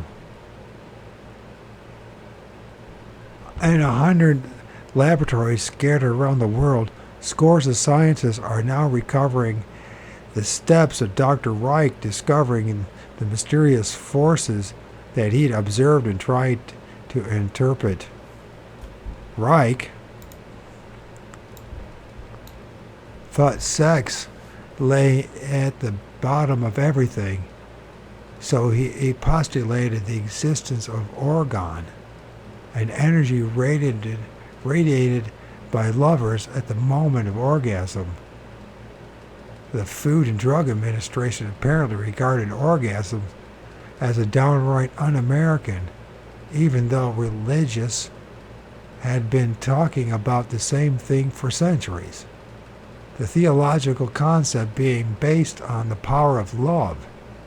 If we all loved one another, we'd be told our crubby little planet would be surrounded by a golden aura and would turn into a paradise. Somehow we have never quite managed that. Dr. Reich actually figured out ways to shoot UFOs down with beams of energy. He assumed that Earth was bathed in a complex energy fields, and he tried to find ways to tap all the energy. Again, students of the occult had been discussing this very thing long before they had any technical definitions. The ancient art of astrology was based on the notion of that earthlings are somehow influenced by energy from the cosmos. The magical arts too understood and tried to utilize these energy sources. If you generated the right kind of energy from your physical person, you could attract or repel the cosmic energies. The human mind was credited with the ability to concentrate these energies and focus them on a single point. If the mystic could visualize a chair and clearly see the image of every atom in that chair, well, a chair would spring into being. It would materialize. To make it disappear, you would just reverse the process. Entities seemingly living beings could also be wished into existence. Tibetan lamas reported had the power to produce such thought forms. The problem, according to the lore, is that such creations can get out of control, like Frankenstein's monster, and turn against their creator. In fact, we can't seem to win. Almost every aspect of this arcane business ultimately proves destructive to the unwary practitioners. If you welcome angels, demons, and spacemen with cups of coffee and kind words, they will still slip the cosmic shiv between your shoulder blades. The moment your back is turned. Conversely, we chase the enemies the entities with clubs and guns, they will never they will get even too. Conversely, if we chase the entities with clubs and guns, they will get even too. There are many gruesome documented cases in which the vengeful saucer pilots, cloven-hoofed monsters, and red-eyed angels have wreaked havoc on our would-be pursuers and tormentors. A few such cases will be outlined further on. Dr. Reich saw these things as the ultra-terrestrial population of a hidden world of raw energy. At this moment, you are surrounded by all kinds of energy, much of it man-made, vibrating on every frequency, from the ultra-high frequencies of modern military radios to the very low frequencies of generators and telephone lines. There are many other forms of energy mixed in as well, and there are, as we shall see, forms of energy on such high frequencies they cannot be detected with even the most sophisticated scientific instruments. If your eyes were tuned beyond the very narrow confines of the spectrum of the visible light, you would find yourself looking into a thick fog of dazzling, unreal colors. Some psychics and UFO participants have described these occult colors, and they have always been used as to symbolize the supernatural entities.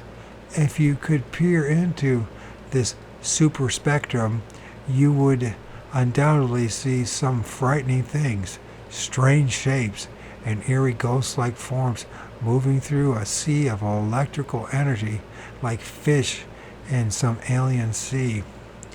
When the levels of energy in this field are changed or somehow influenced by us, the whole character of these super spectrum entities is altered. They are also affected by sudden changes in the Earth's magnetic field, and that field changes often, and by the interchange of earthly energy with the powerful fields of space, it is in its mad rush across the cosmos.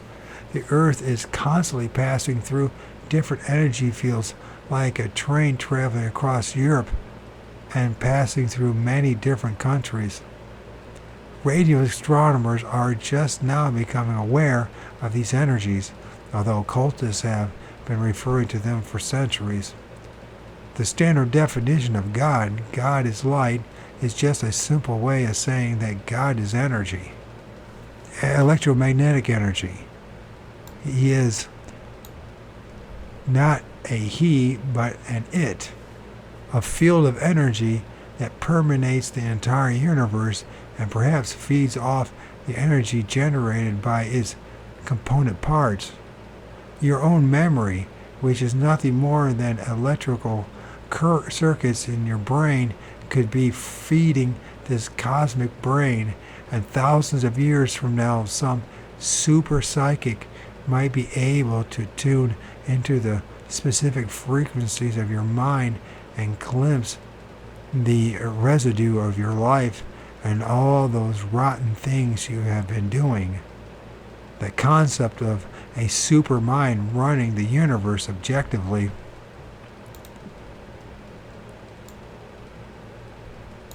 without compassion is not new. Several religions are built around it. Thinking of God in these terms is not heresy, but an advanced theology. The old-time God, the big bearded man sitting on a throne in the sky, is dead. He committed suicide a few years ago when thousands of people began to see lights in the sky again, like Saw, and were trapped in blinding beams. The results are plainly visible in the sociological changes all around us. The human race is being reprogrammed young people everywhere suddenly become pacifists in the 1960s after a millennia of violence. Our world was invaded, but not by the hordes of Martians and Venetians envisioned by the flying saucer believers. We were invaded by new ideas and new inner structure that would help guide us to anticipate crisis in the 1990s. A Canadian psychiatrist, Dr. Richard M. Buck, put it this way in 1990. The simple truth is that there has lived on the earth, appearing at intervals for thousands of years among ordinary men, the first faint beginnings of another race, walking the earth and breathing the air with us, but as the same time of walking another earth and breathing the air of which we know little or nothing, but which is all the same our spiritual life, as its absence would be our spiritual death. This new race is an act of being born from us, and in the near future it will occupy and possess the earth. Christianity was not born with the life of Christ, but with his death and the fanaticism of men like Saul/Paul, who were reprogrammed by blinding lights in the desert. The world of the earth, the world of the year AD 2000 has already begun, and in like manner, beams of cosmic energy have shed their awful glare across the planet. When was this book written? I thought it was written 50 years ago. It clearly is written 20 years ago. At least 20 years ago. Am I seeing this right? 30 years ago, I guess. You brought up 1990. Did I read the right date? Beams of cosmic energy have shedded their awful glare across the planet, and the children of the 1960s now belong to another very special race. The children of that other age faced 2,000 years of bloodshed, with millions dying in the name of religion.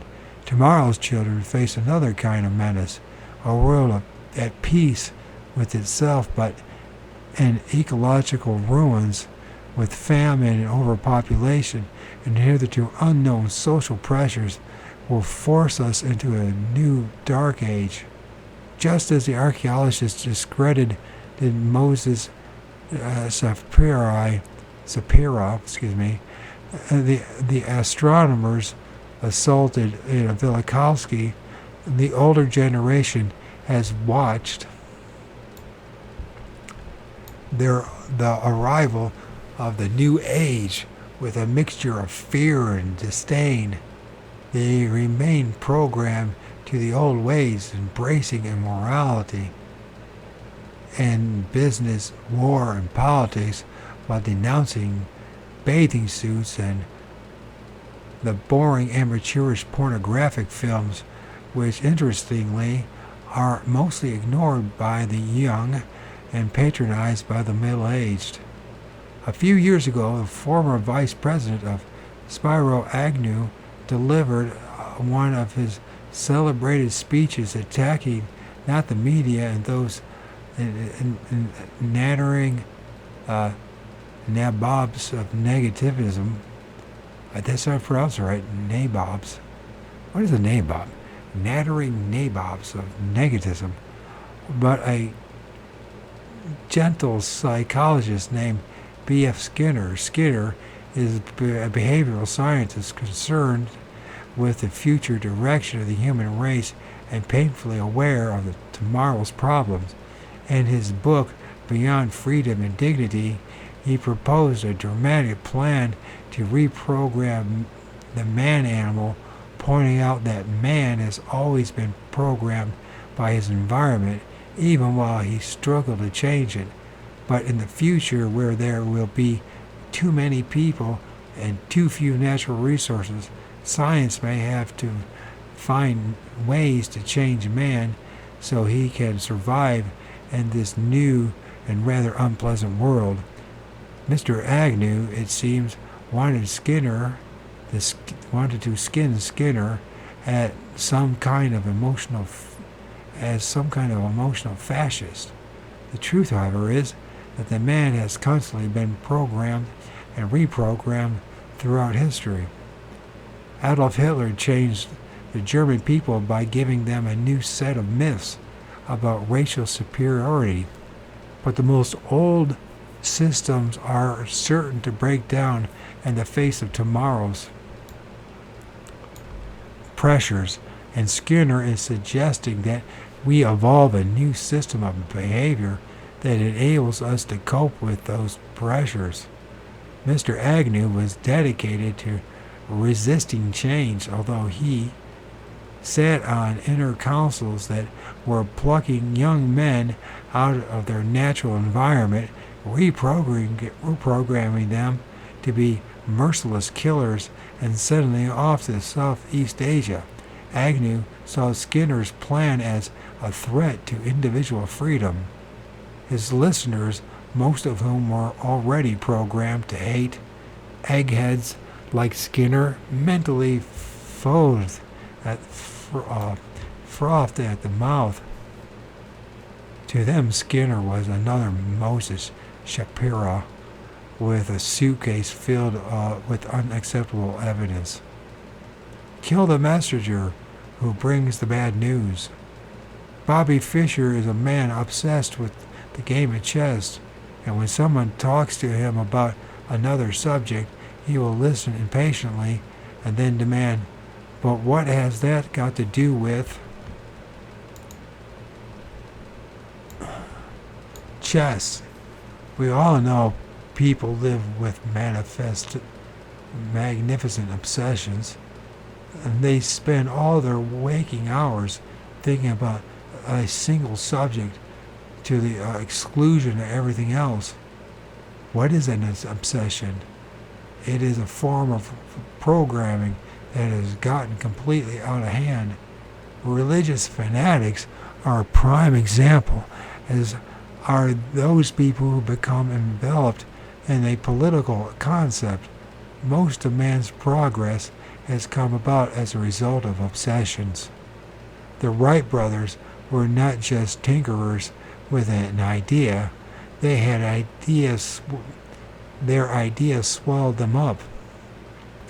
Most leaders are obsessed with the power or possessed by egos so large, most leaders are obsessed with power, obsessed by egos so large their only concern is their place in history. I have known writers obsessed with a single subject, like Bobby Fischer in chess.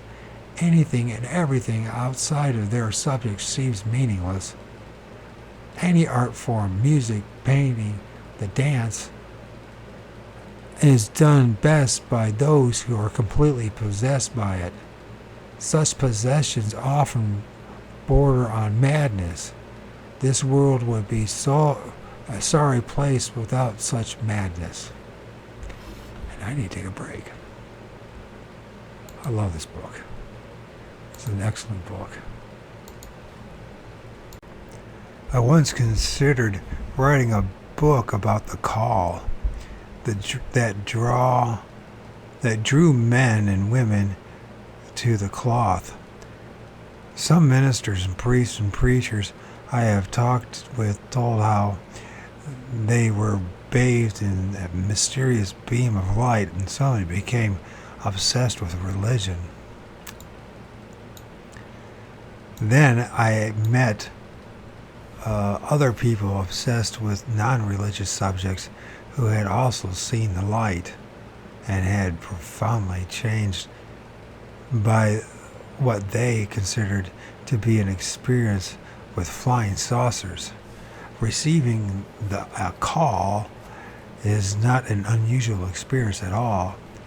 It happens constantly all over the world to all kinds of people.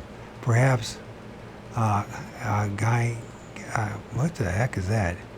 Gauguin was zapped. I can't pronounce that. Who is Gauguin? Who is God?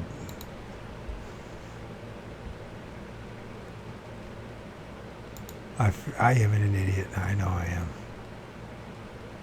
Well, at least I know I am. Anyways,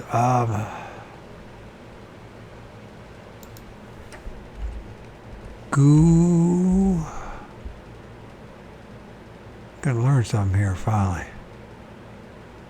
Well, not finally. I can learn something. Where's that? Where are you at? Rolf Gauguin. The painter is who it is. Gauguin. How could I be so stupid? I never cease to amaze myself. Gauguin. Gauguin. I said it so wrong. Perhaps Gauguin was zapped by one of these beams before he abandoned his job and his family and went off to the South Seas to paint. Well, some recipients of the light, like Saul, do go on to make their mark in history. There are many others who don't accomplish a thing. The illumination experience changes their individual lives, but it has no effect on their world. In many instances, people are changed for the worst instead of the better. Just as the majority of all supernatural manifestations are harmful or at least senseless. In fact, our little planet is in a constant state of siege, barraged by frightening phantoms and monsters, which are the products of the same phenomenon that produces illumination. In older times, men, and this is so fascinating, I found this synchronicity, I've been thinking this for a while, and divided all manifestations into two groups. Those that were beneficial to the human race were credited to God, and those that were frightening and harmful were the works of the devil. Modern theologians, even those with the most conservative churches, have rejected the concept of the devil. Satan is not mentioned in the original biblical text, Satan is not mentioned in the original biblical text. In the modern context, the word Satan originally meant adversary. Like so many other things in the Bible, it was eventually twisted until it took on a whole new meaning. Men observed horrible red-eyed monsters surrounded by an awful stench and regarded them as devils. Religious zealots found a place for the devil in their cosmos and gave him a home in hell. Hell was a translation of Sheol, which means invisible world, or the land of the dead. Think about that. Sheol, which means invisible world, or the land of the dead. We turned it into a place of fire and brimstone, presided over by the master of evil himself. Once we had constructed a place in our minds, people began seeing the devil, and like modern UFO contactees who are whisked off to other planets, people were taken on hallucinatory trips to the underworld to confirm its existence. The American Indians had experiences with the devil, the devil type too. They called him the trickster because he was always doing foul things to them. During the Dark Ages, we gave the devil a prominent role in human affairs. We even credited him with all that was rotten in our world, and came to believe that he and God were constantly battling, that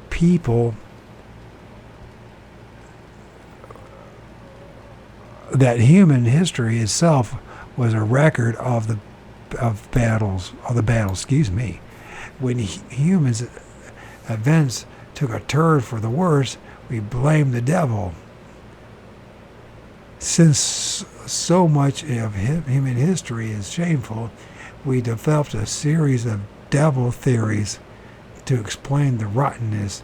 Eventually, the devil theorists became as important as historians. Indeed, many were historians. If you had dared to suggest 100 years ago that God and the devil were in cahoots, you would be invited to attend a barbecue in the public square. You would be the barbecue. But today it is apparent that the same forces that answers some prayers also causes it to rain anchovies, and is behind everything from sea serpents to flying saucers.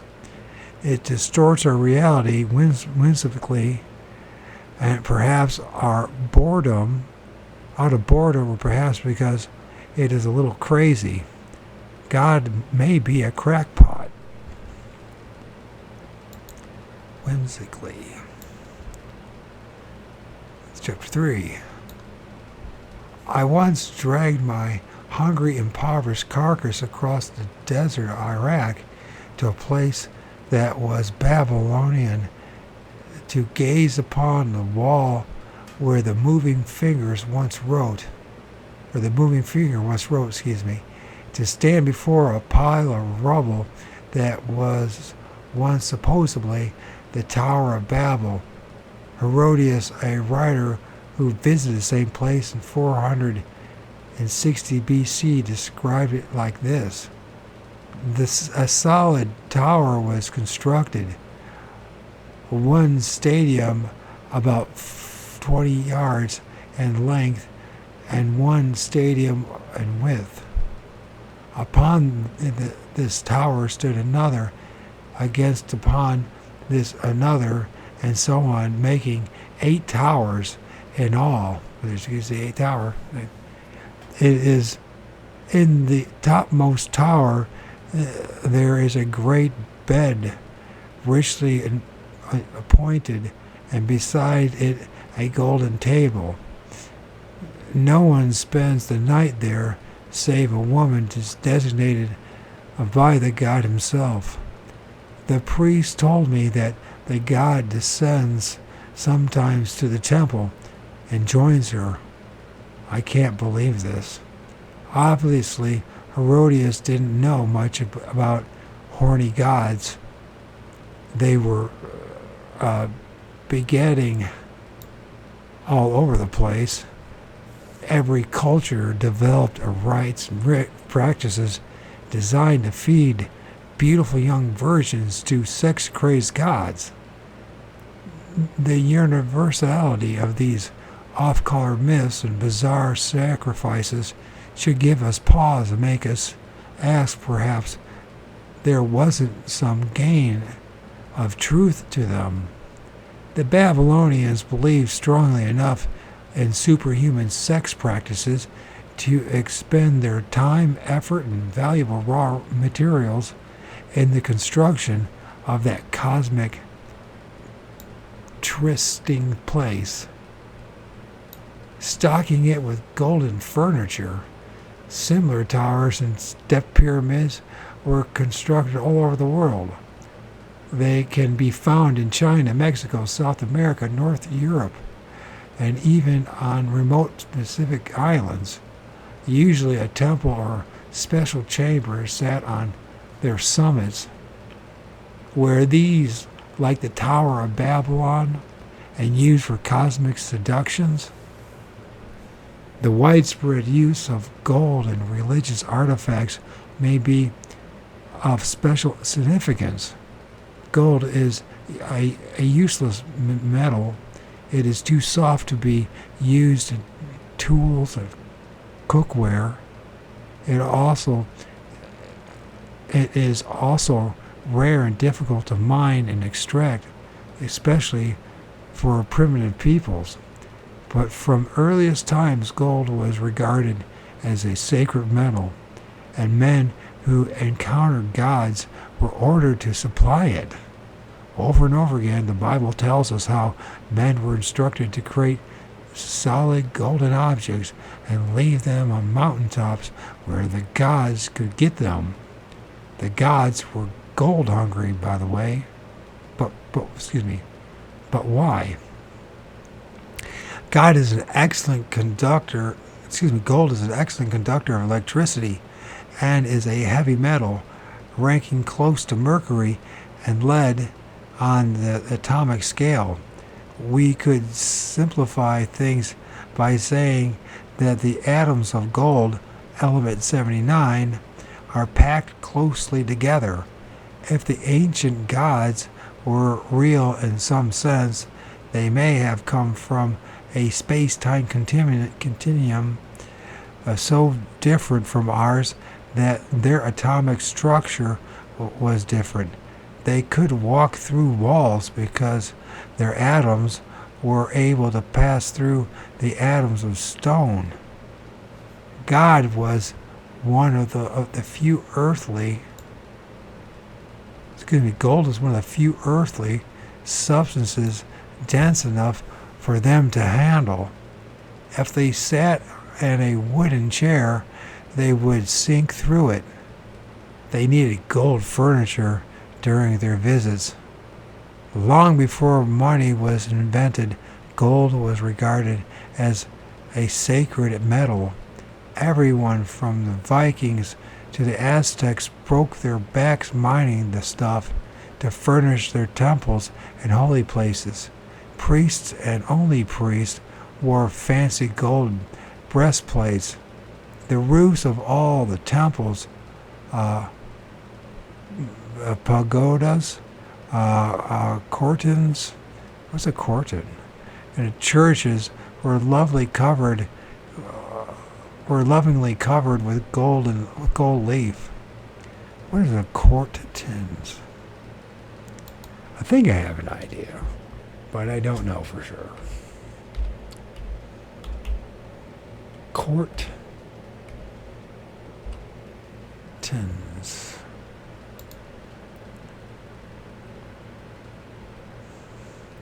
First of all, I didn't even pronounce it right. That is a good question.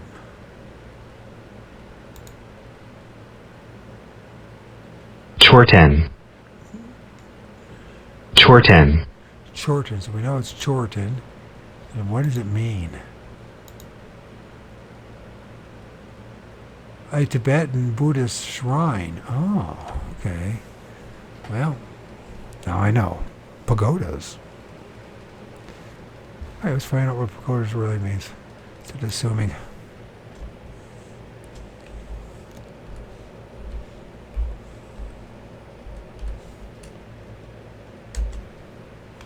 Pagodas. Pagoda. A Hindu or Buddhist temple, a sacred building, typically a many-tiered tower in India and East Asia.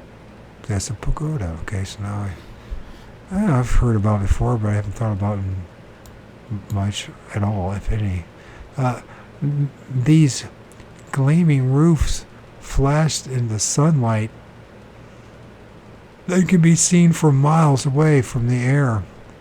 A god soaring in his flying saucer could spot them easily and know that on holy days, the entire population of the surrounding area could be found gathered under them, or a beam of cosmic energy seeking human minds to reprogram could zero in on these golden antennas easily.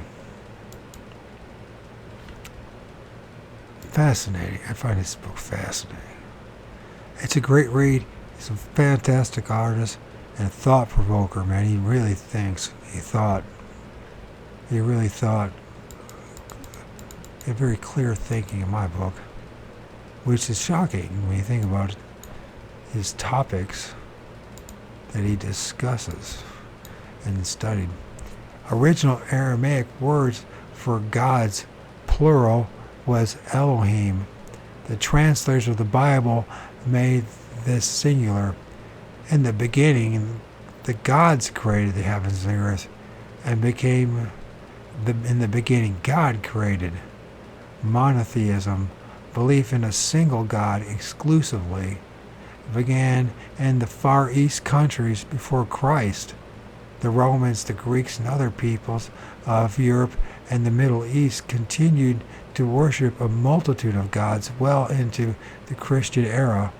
Much of the theology associated with multiple gods was adopted by the early Christians.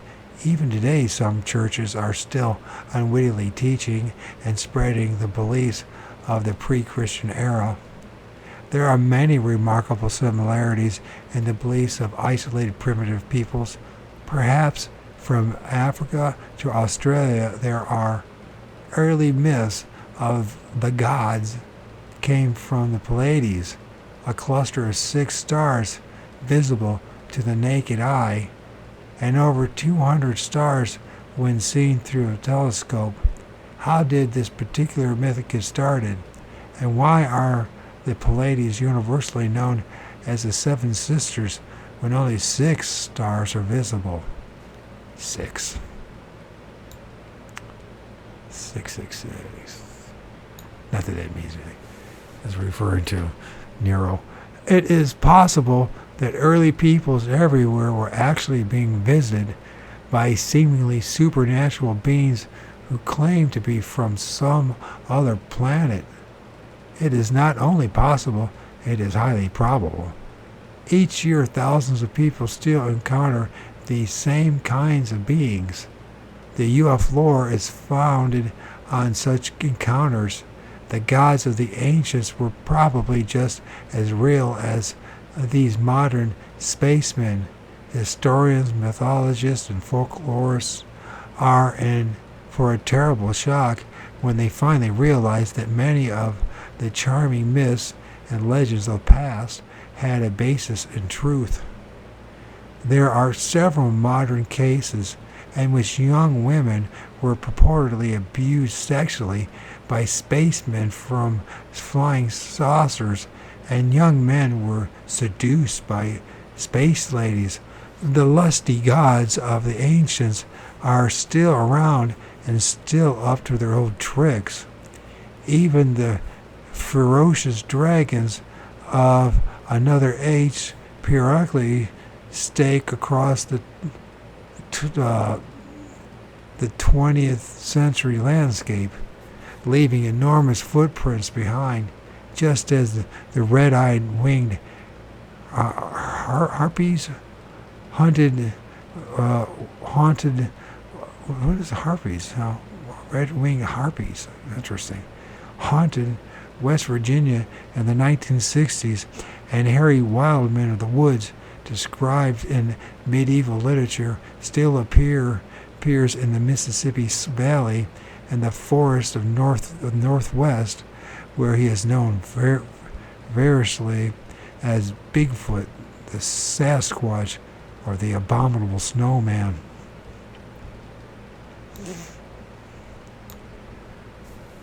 The blurry past often overlaps into the present through some unfathomable distortion of time and space. People in Europe are awakened in the middle of the night by the sounds of battle and of swords clashing against ancient armor, amid the cries of men and horses in a phantom reenactment of a long-forgotten war. Ships wrecked on rocky shoals hundreds of years ago reappear in places of their doom, and people gathered on the shores to hear the screams of the drowning sailors and watch the disasters repeat itself. Flyers in the Great War of 1914 through 18 reportedly circling airports in England, utterly amazed to see huge, gleaming metal aircraft totally unlike the primitive cloth and wooden planes of their time. For a few moments they had somehow penetrated the barrier of time and visited the future. You and I are trapped in the stream of time, able to move in only one direction, forward. From the past to the future. But nature is not so confined. Time becomes a circle with the past and the future linked. Just as space is curved, according to Einstein, if you could look far enough into the empty space, you would be able to see the back of your own head. Perhaps if you could propel yourself far enough into the future, you might find yourself back in the age of the dinosaurs. Our reality is not as real as it seems. Prophecy, the talent of accurately viewing the future, would be impossible if the future did not already exist in some form. We just lack the means to define and describe that form. Before we can steadily examine the many peculiar manifestations of the ultra-terrestrial forces around us, we must try to understand the basic forces that influence our reality. The noble ancient gods suffering from Satirius.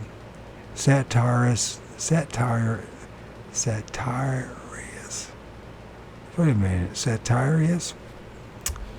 Okay, got something new to learn. I love learning new words.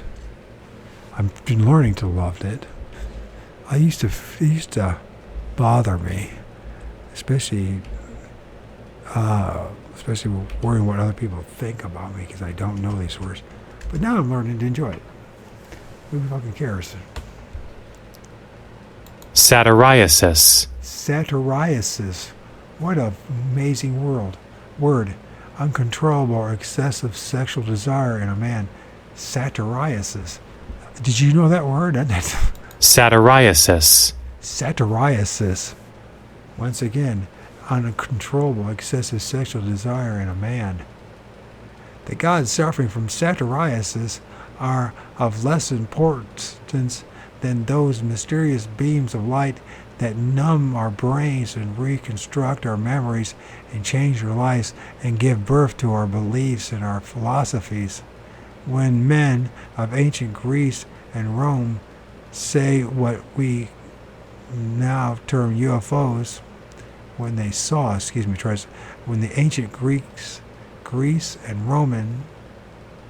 when the men of ancient Greece and Rome saw what we now term UFOs, they noted that the objects changed colors, conforming to the known color spectrum. So the word specter was born. I didn't realize that, now I do. The human eyeball doesn't amount to much. Many animals enjoy eyesight far superior to ours, and most animals have sense of hearing that greatly exceeds the limited range of the human ears.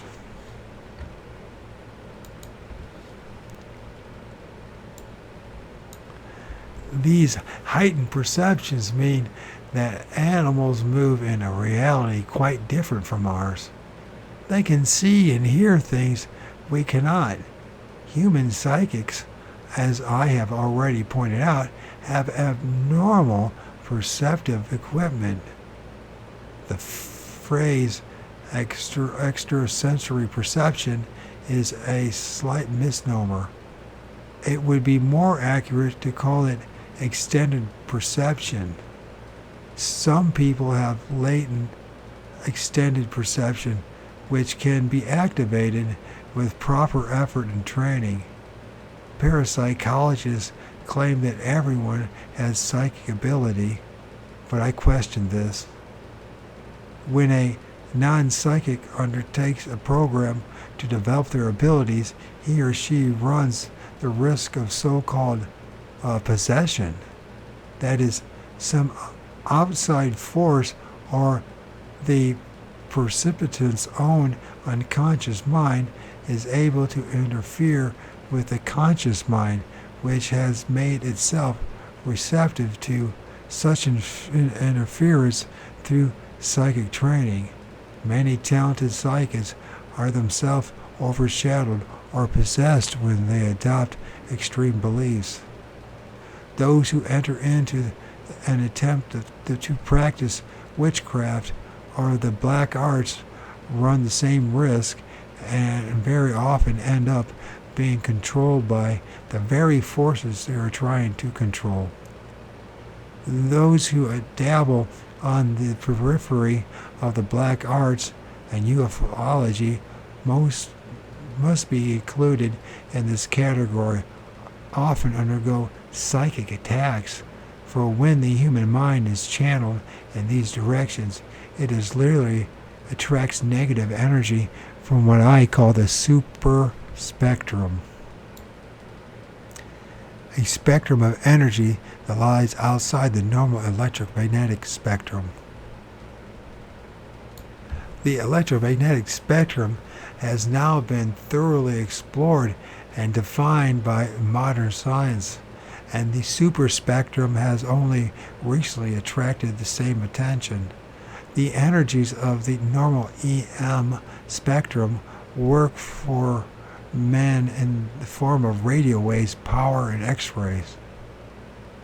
The energies in the super spectrum often work against men because they affect their minds rather than their machines.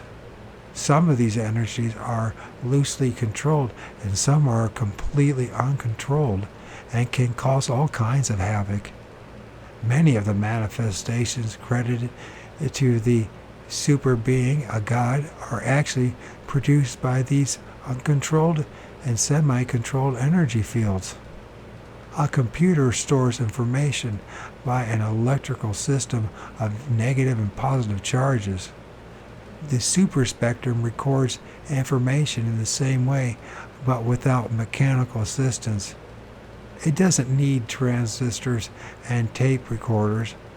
Each unit of energy in the super spectrum is polarized to perform an information function. It is impossible to explain this in further few words, so I will take a great many words here. Visible light covers a very small part of the overall EM spectrum. That's EM stands for electromagnetic, right? It consists of vibrations of electromagnetic energy, tiny pulses of energy. The length of the pulse is called its frequency. Just think of a series of snapping rubber bands. The longest band is 0.000032 inches and would be perceived by the human eyes as red. The shortest would be 0.000000016 inches and is seen as violet.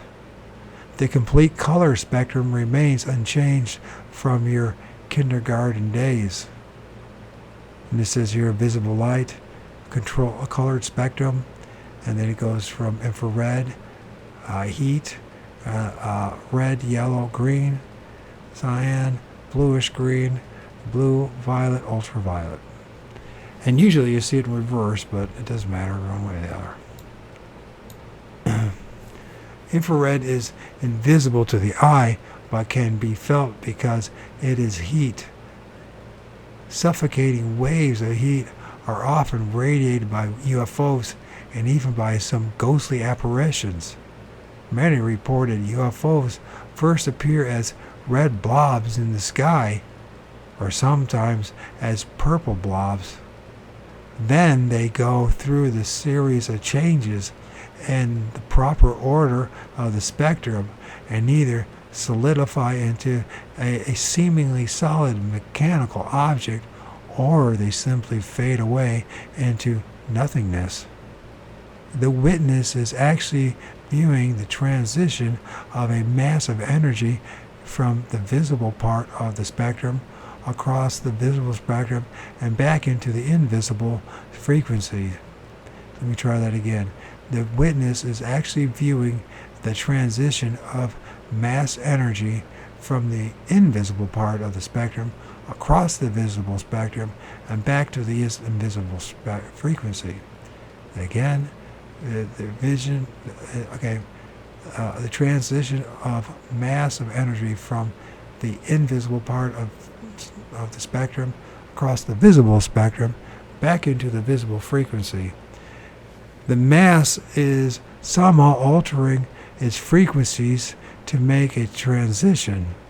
Over the years, numerous engineers and professional photographers have experimented with infrared photography, often with startling results.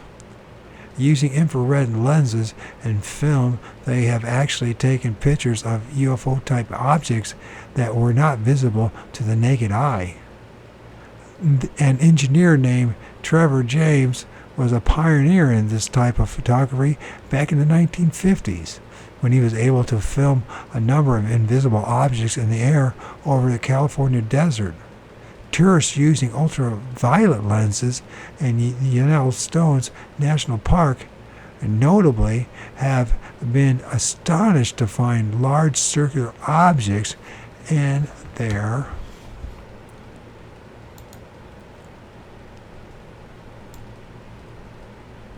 pictures. Later, the implication of these pictures is, of course, that the UFOs are normally invisible to us and are seen only by accident or design. Early in my own UFO investigations, I noted that some people could see UFOs, often objects of very large size, while others standing in the same location would see absolutely nothing. And that's what I'm saying when it comes to Bigfoot. It's the same thing. This is because persons with psychic ability can see over the fringes of the spectrum into the infrared and ultraviolet when certain special conditions exist. These conditions include the intensity of the natural magnetic field in the area where the sighting takes place. The psychic is not hallucinating. He is seeing something that is there, but that is invisible to normal eyesight. Some UFO contactees, such as Mr. Gray Wilcox of Newark Valley, New York, April 24th, 1964, having allegedly been told by entities that the UFOs are normally invisible in daylight but become visible at night because they glow with energy within the visible spectrum. It seems to be. These masses of energy are apparently very plastic, capable of assuming an endless variety of forms. The UFO lore abounds with descriptions of objects and entities glowing. The famous little green men are usually small humanoid figures surrounded by distinctive cyan glow. In ancient times, angels were self-luminous and usually white or yellow. Artists conveyed this by creating halos of light around their heads. Paradoxically, in a business file with paradoxes, one useful criterion in dealing with UFO cases is the fact that if the object or entities is surrounded by a glow or is seen going through the spectrum changes, it is probable that that thing seen was real, or at least a real intrusion into our reality. When no glow of any kind is present, there is a good chance that the sighting was hallucinatory.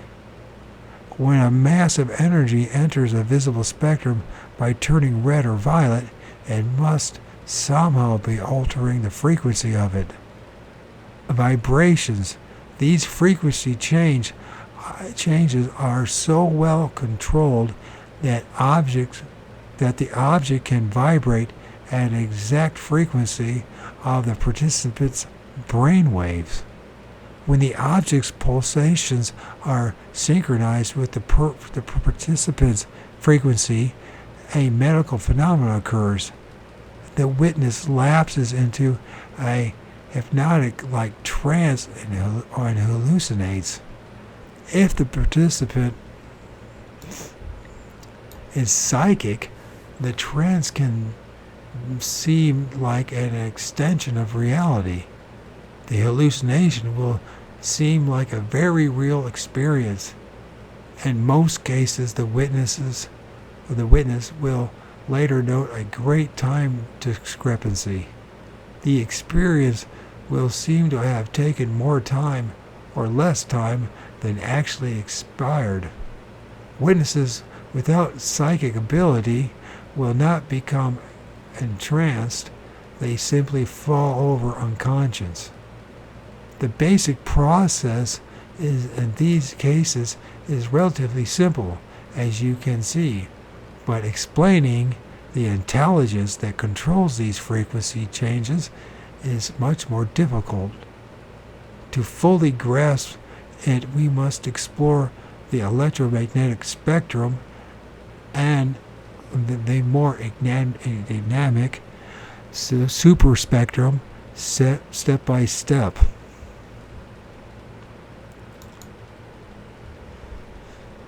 Chapter 4. In the spring of 1936, farmers outside Rome, Italy, complained to the authorities that somebody was killing their sheep. The animals were found scattered among the shrubby hills, their bodies unmarked. Autopsies failed to disclose the cause of their deaths. Even in muddy fields, there were no footprints or other clues. They seemed to have simply fallen over and died without a struggle, without reason. That June, Benito Mussolini's wife planned to drive to Ostia, a few kilometers outside of Rome. At breakfast on the morning of her trip, the Italian dictator winked at her mischievously. "I wouldn't be surprised if you had a very unusual experience today," he said cryptically. A puzzled Rachel Mussolini got into her limousine and rode off. A few miles beyond the city limits, her chauffeur encountered an unexpected traffic jam. Cars were backed up for miles, cursing and gesticulating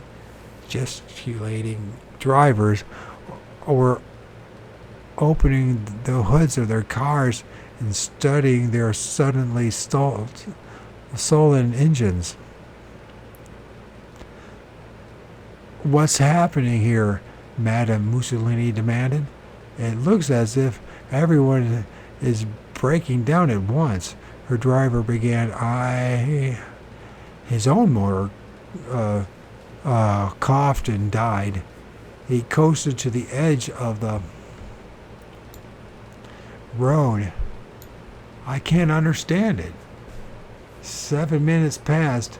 Then, just as suddenly, all the stalled automobiles roared to life again. There was a universal shrugging of shoulders as the fuming drivers got back into their vehicles and continued on to Ostia, if I pronounce that right. It's O-S-T-I-A. But I usually don't pronounce things right, so.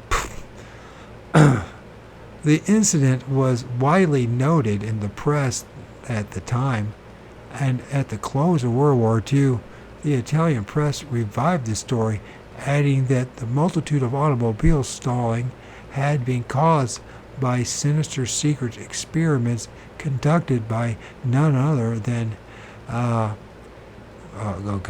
Guglielmo Marconi. Okay, I gotta get this. Gotta figure out how to pronounce that frickin' name. I'm not any good at names. I tell you one thing, that book, The Abominable Snowman, Men, that was a bitch of a read. That was a bitch of a read for me.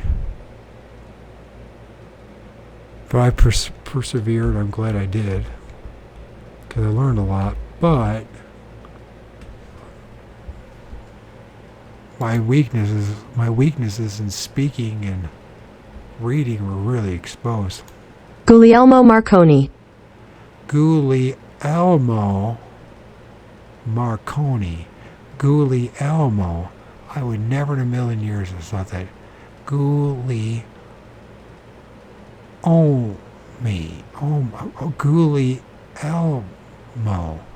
Guglielmo. Okay. What happened to the second G? Just goo. When you forget, I would have pronounced it Gug. Lielmo. It's Guglielmo Marconi. Hope he doesn't say that first name again. Anyways, one of the greatest geniuses of the 20th century, he had been working on a death ray for Mussolini, the papers claimed, and when he refused to turn the finished product over to the dictator in 1937, he met with a sudden death. 30 years after the original incident, it was revived once again by one of ufology's characters, a man who called himself Mel Knoll. Mr. Knoll surfaced in 1965 through 66 during the great UFO wave of the period. He claimed to be a former Air Force pilot who had some unusual experiences with flying saucers in the 1950s. He was an exceptionally handsome man, seemingly sincere and with great charisma, who wore expensive clothes, stayed in the best hotels, and traveled in the company of a number of beautiful young ladies. According to his story, a group of great scientists had gone into seclusion somewhere deep in South America where, under the guidance of the wonderful space people, they had constructed a number of workable flying saucers, which they planned to use for the good of mankind naturally. He backed his tale with frayed clippings of Marconi's alleged experiments. Marconi was one of the first that stumble on the secrets of the universe after contacting the space people in the 1920s. Instead of being turned over to Mussolini, his notes and apparatus were smuggled out of Italy before the war, according to Knoll, presumably reaching the hands of the secret scientific combine in Brazil. Knoll expected to prove his claims with a spectacular demonstration. He had arranged for a flying saucer to land on the outdoor TV set of the Jackie Gleason show broadcast from Florida. The selected group of reporters and scientists would be taken aboard, and he said, and given a free ride to neighboring planets. Mr. Knoll traveled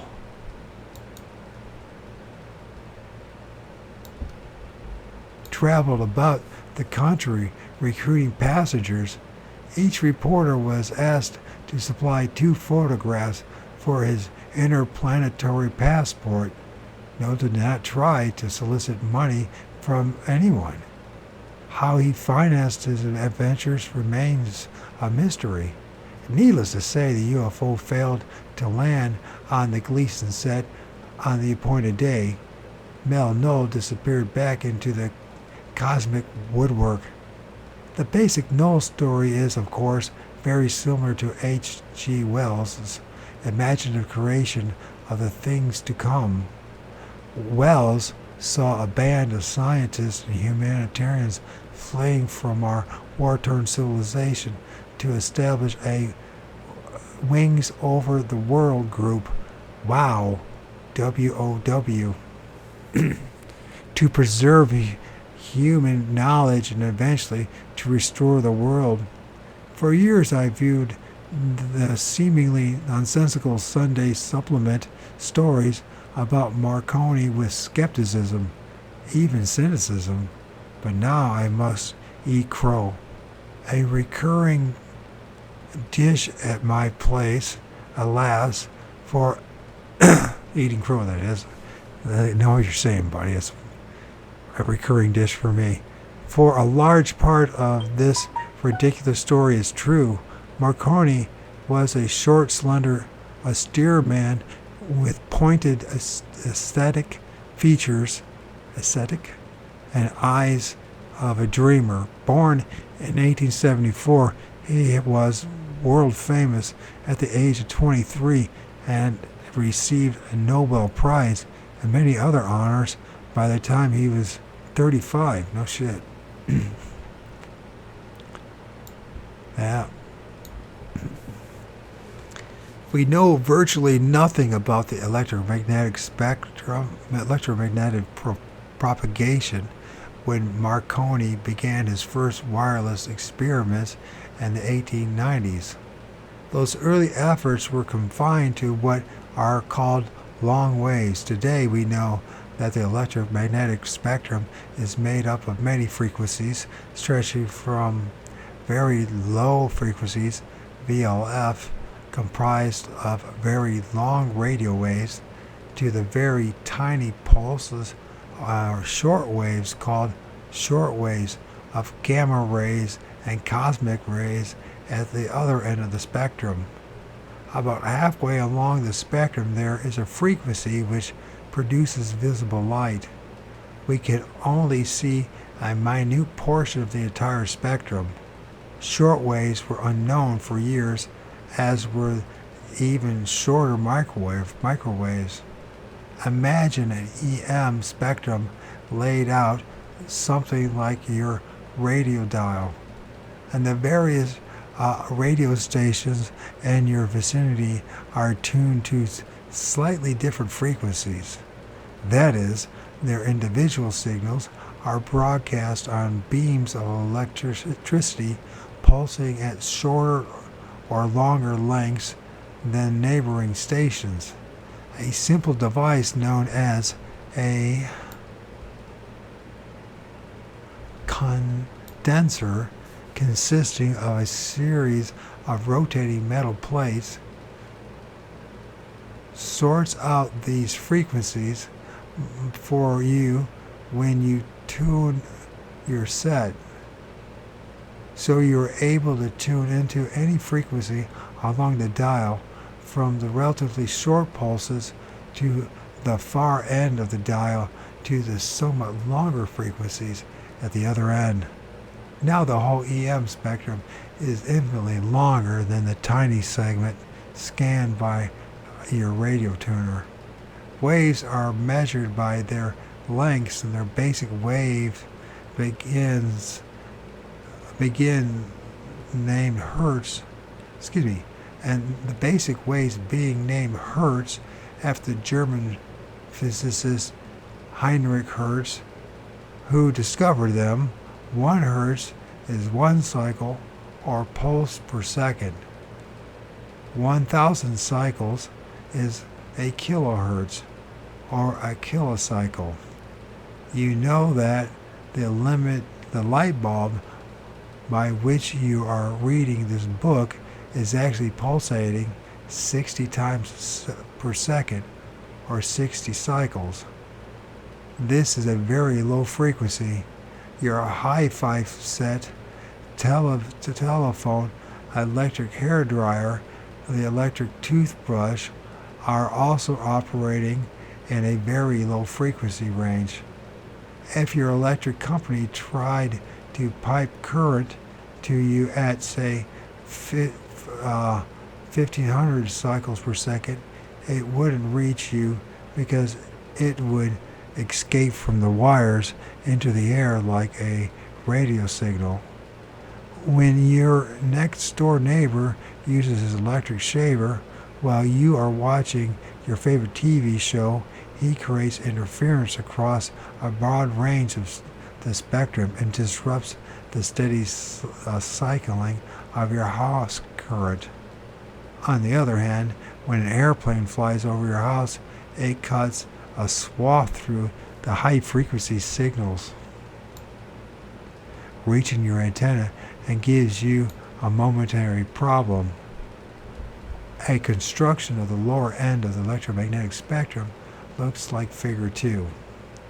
And this is lower end of the electromagnetic spectrum, and then it's a diagram here from 0 to 100. And it goes 0, 60, 10, 1000, 100 kilocycles, 1000 kilocycles, 100 megacycles. And in the 0 to 100 we have electric power, AC motors. And then 1000 we have hi-fi audio telephones.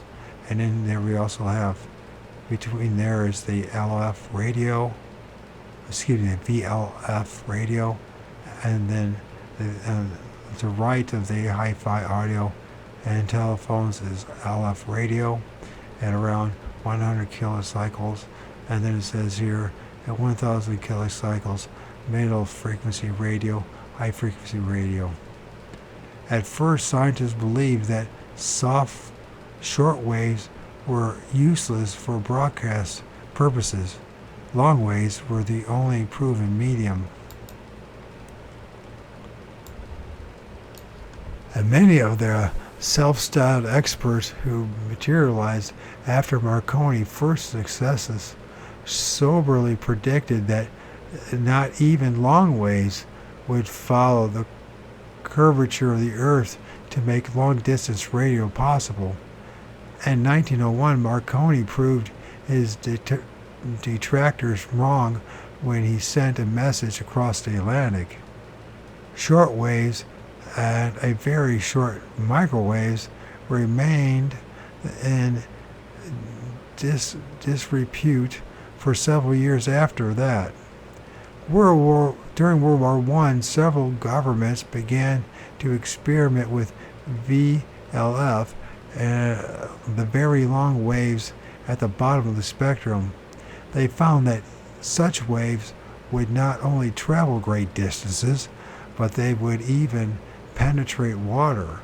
However, VLF posed many other problems and was temporarily banned after the war. In 1921, Marconi held a press conference and made one of the most sensational statements of his career. For several years, he said his company's receiving stations had been intercepting mysterious organized signals low on the long-wave band. Investigation had failed to pinpoint their sources. It was his studied opinion that these phantom transmissions were coming from outer space. Today we know that the VLF band is haunted by all kinds of inexplicable sounds and signals, as well as electromagnetic pulses generated by atomic tests, rocket launches, sunspots, and mundane natural phenomena. Marconi turned his attention to the other end of the spectrum in the 1920s, experimenting with short waves and microwaves and opening a Pandora's box of electronic surprises. He even foresaw radar in a speech in New York on June 20th, 1921, or June 20, 1921. As was first shown by Hertz, electric waves can be completely reflected by conducting bodies, and in some of my tests I have noticed the effects of reflection and deflection of these waves by metallic objects miles away. It seems to me that it should be possible to design apparatus by means of which a ship could radiate or project a divergent beam of these rays in any desired direction, which rays, if coming across a metallic obstacle, such as another steamer or ship, would be reflected back to a receiver screen from the local transmitter on the sending ship, whereby immediately reveal the presence and bearing of other ships in fog or thick water. One further great advantage of such a arrangement would be that it would be able to give warning of the presence or bearing of ships, even should these ships be unprovided with any radio. Modern radar operates on the basic principle laid down by Marconi in 1922. He did not pursue the idea himself until shortly before his death because he was too involved in his rapidly growing international corporation and in the development of shortwave radio. Believe it or not, an incident at the Vatican in Rome led to his renewed interest in radar. In 1930, Marconi built a powerful shortwave station in the Vatican, giving Pope Pius XI the means for communicating with the entire world. 3 years later, one of the Vatican radio operators reported receiving something like a sizzle produced by someone walking across slushy ground. In the days that followed, he was baffled to pick up the same sound again and again, always at the same time. One afternoon he looked out the window of his radio shack as the sound was flashing from his headphones, and he saw a workman pushing a wheelbarrow across the yard, apparently cutting through the radio beams being transmitted. The short waves were striking the metal wheelbarrow and bouncing back. It was not until 1935 that Marconi turned his full attention to this interesting effect. He didn't know it, but that same year a group of British scientists headed by Robert A. Watson Watt were also secretly working with microwaves and the radar effect.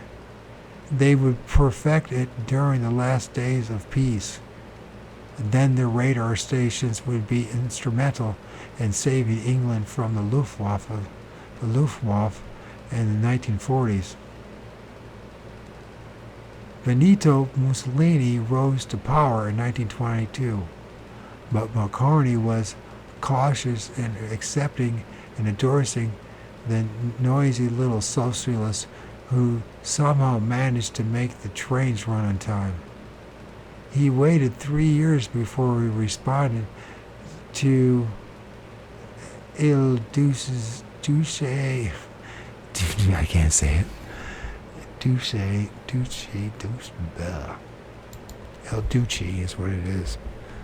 El Duce, but I'm going to make sure.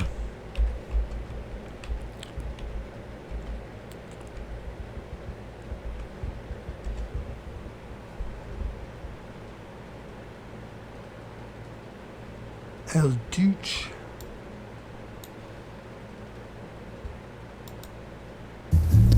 We are looking at how to given to Benito Mussolini, former Prime Minister of Italy, derived from the Latin word dux, meaning leader, or dux, really. How do you say it? Il Duce. Il Duce. El Duce. I knew that, but I forgot it. And I've heard it a million times like everyone else who studied history that time period. El Duce's overture. He did respond to El Duce's overtures. By 1935, Marconi was regarded as one of Italy's and humanity's greatest men. He was fundamentally apolitical, a man of science with a great moral conscience. When he began his work with the radar effects, he informed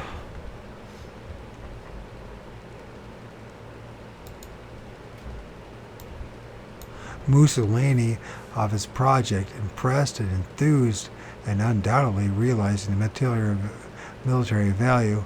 Mussolini summoned his aides and announced, "Give this man anything he wants, anything.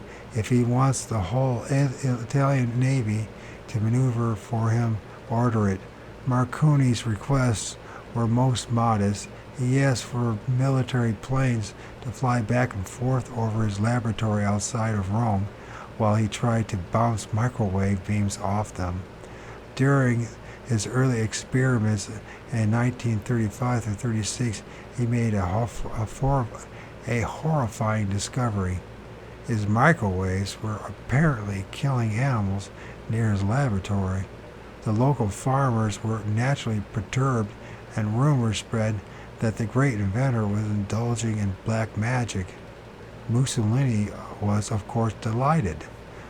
Marconi had invented a death ray, something every dictator could use.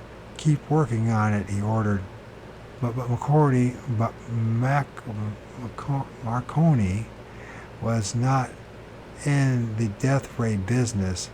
This was just an unfortunate side effect of microwaves. He saw radar as a means for saving ships, planes, and lives, so he returned his primitive apparatus.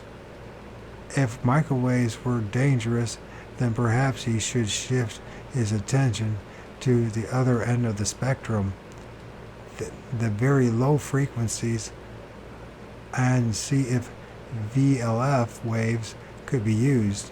This led to another startling discovery.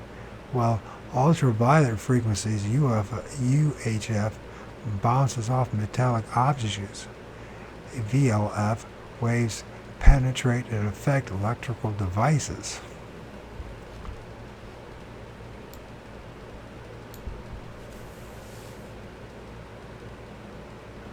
Okay. Overloaded circuits and cause machines like generators and electric motors to freeze. In short, the waves stalled automobiles. Diesel engines, on the other hand, were immune to the VLF effect because they did not depend on electrical ignition. We can only imagine Mussolini's reaction when Marconi told him the bad news of another failure. VLF was no good because it wouldn't bounce back, it would only stall engines. The dictator probably turned handsprings. Not only had his inventor stumbled onto a death ray, now he had found a way to paralyze enemy machines.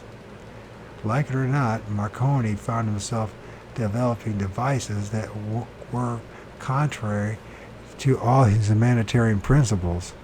He must have suffered a great conflict of conscience. In 1937, his health began to fail. He suffered a series of heart attacks, but he struggled on with his experiments and decided on the course of action. On June 17, 1973, he had a private audience with the Pope. Years later, his daughter, Degna, wrote, "What they talked about, no one will ever know. It was said that Father wanted to give the Pontiff news of recent developments in wireless that could have waited. I am convinced that that Father was impelled by more personal and pressing motives. He was on the threshold of a new life. As he made clear to me, he had decided to live alone and to transfer himself and work to England despite his abiding love for his own country." Had Marconi learned of the British experiments with radar? Did he want to flee his odious obligations to the Italian dictator. He set up a meeting with Mussolini for July 20th, 3 days after his papal audience. Did he plan to tell El Duce that he intended to abandon his experiments and leave the country? In any case, on June 20th, the June 20th meeting never took place. Marconi suffered a massive heart attack and died at 3:45 that morning. What happened to Marconi's notes on his experiments and his apparatus is unknown. Certainly Mussolini would have tried to confiscate them and have others continue his work. Perhaps the inventor destroyed everything shortly before he died. It is even possible that the Pope suggested he destroy all the evidence of his terrible experiments. Italy did not pioneer in the development of radar, although Germany perfected it quickly in the early days of the war. A quaint footnote belongs to this story. On January 23, 1950, the Los Angeles Daily Mirror carried a piece by Dick Williams captioned, "Did 15-year-old boy happen on did 15-year-old boy happen on secret of flying saucers?" Williams claimed that in 1941 a boy in Appleton, Wisconsin was experimenting with amateur radio when he accidentally hit on the wavelength of magnetic frequency, and every time he dialed this frequency he shorted every motor driven vehicle using the ignition system for a radius of 3 miles. Williams claimed he checked with the Appleton airport and found that airplanes were also shorted, and when they flew over the boy's house. I recently asked researchers in Wisconsin to try to check out this story for me, but over 30 years have passed and no substantive information was uncovered. However, it is quite possible that the boy fiddling with VLF could have inadvertently repeated Marconi's discovery. Chester L. Swindell, a Chicago newspaperman, is supposed to have visited Appleton to cover the story in 1941, but when he reached Appleton, he found the place crawling with FBI men. They confiscated the boy's shortwave set, shipped him and his family and the mystery radio to Washington for further study. This is just one of many displaced family rumors in the UFO lore. In more modern episodes, the whole families have allegedly disappeared after military trucks appeared on their property to load up all their belongings. In one case investigated by Ivan Sanderson's colleagues in Pennsylvania, even the water faucets were supposedly removed from the sinks.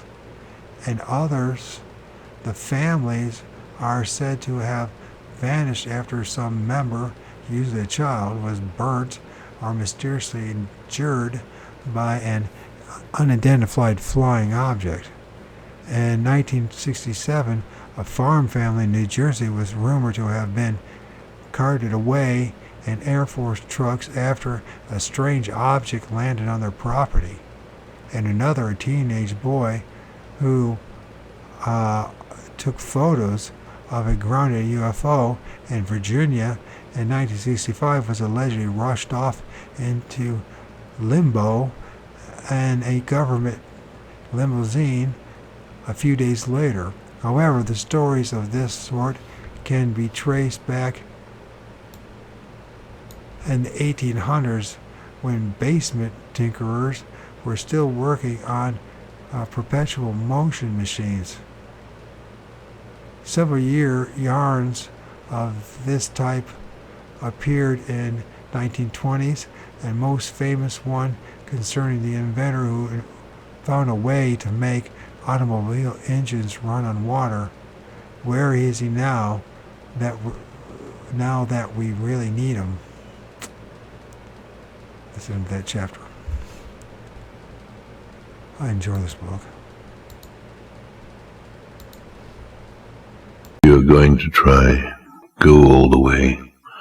Otherwise, don't even start. If you're going to try, go all the way. This could mean losing girlfriends, wives, relatives, jobs, and maybe your mind.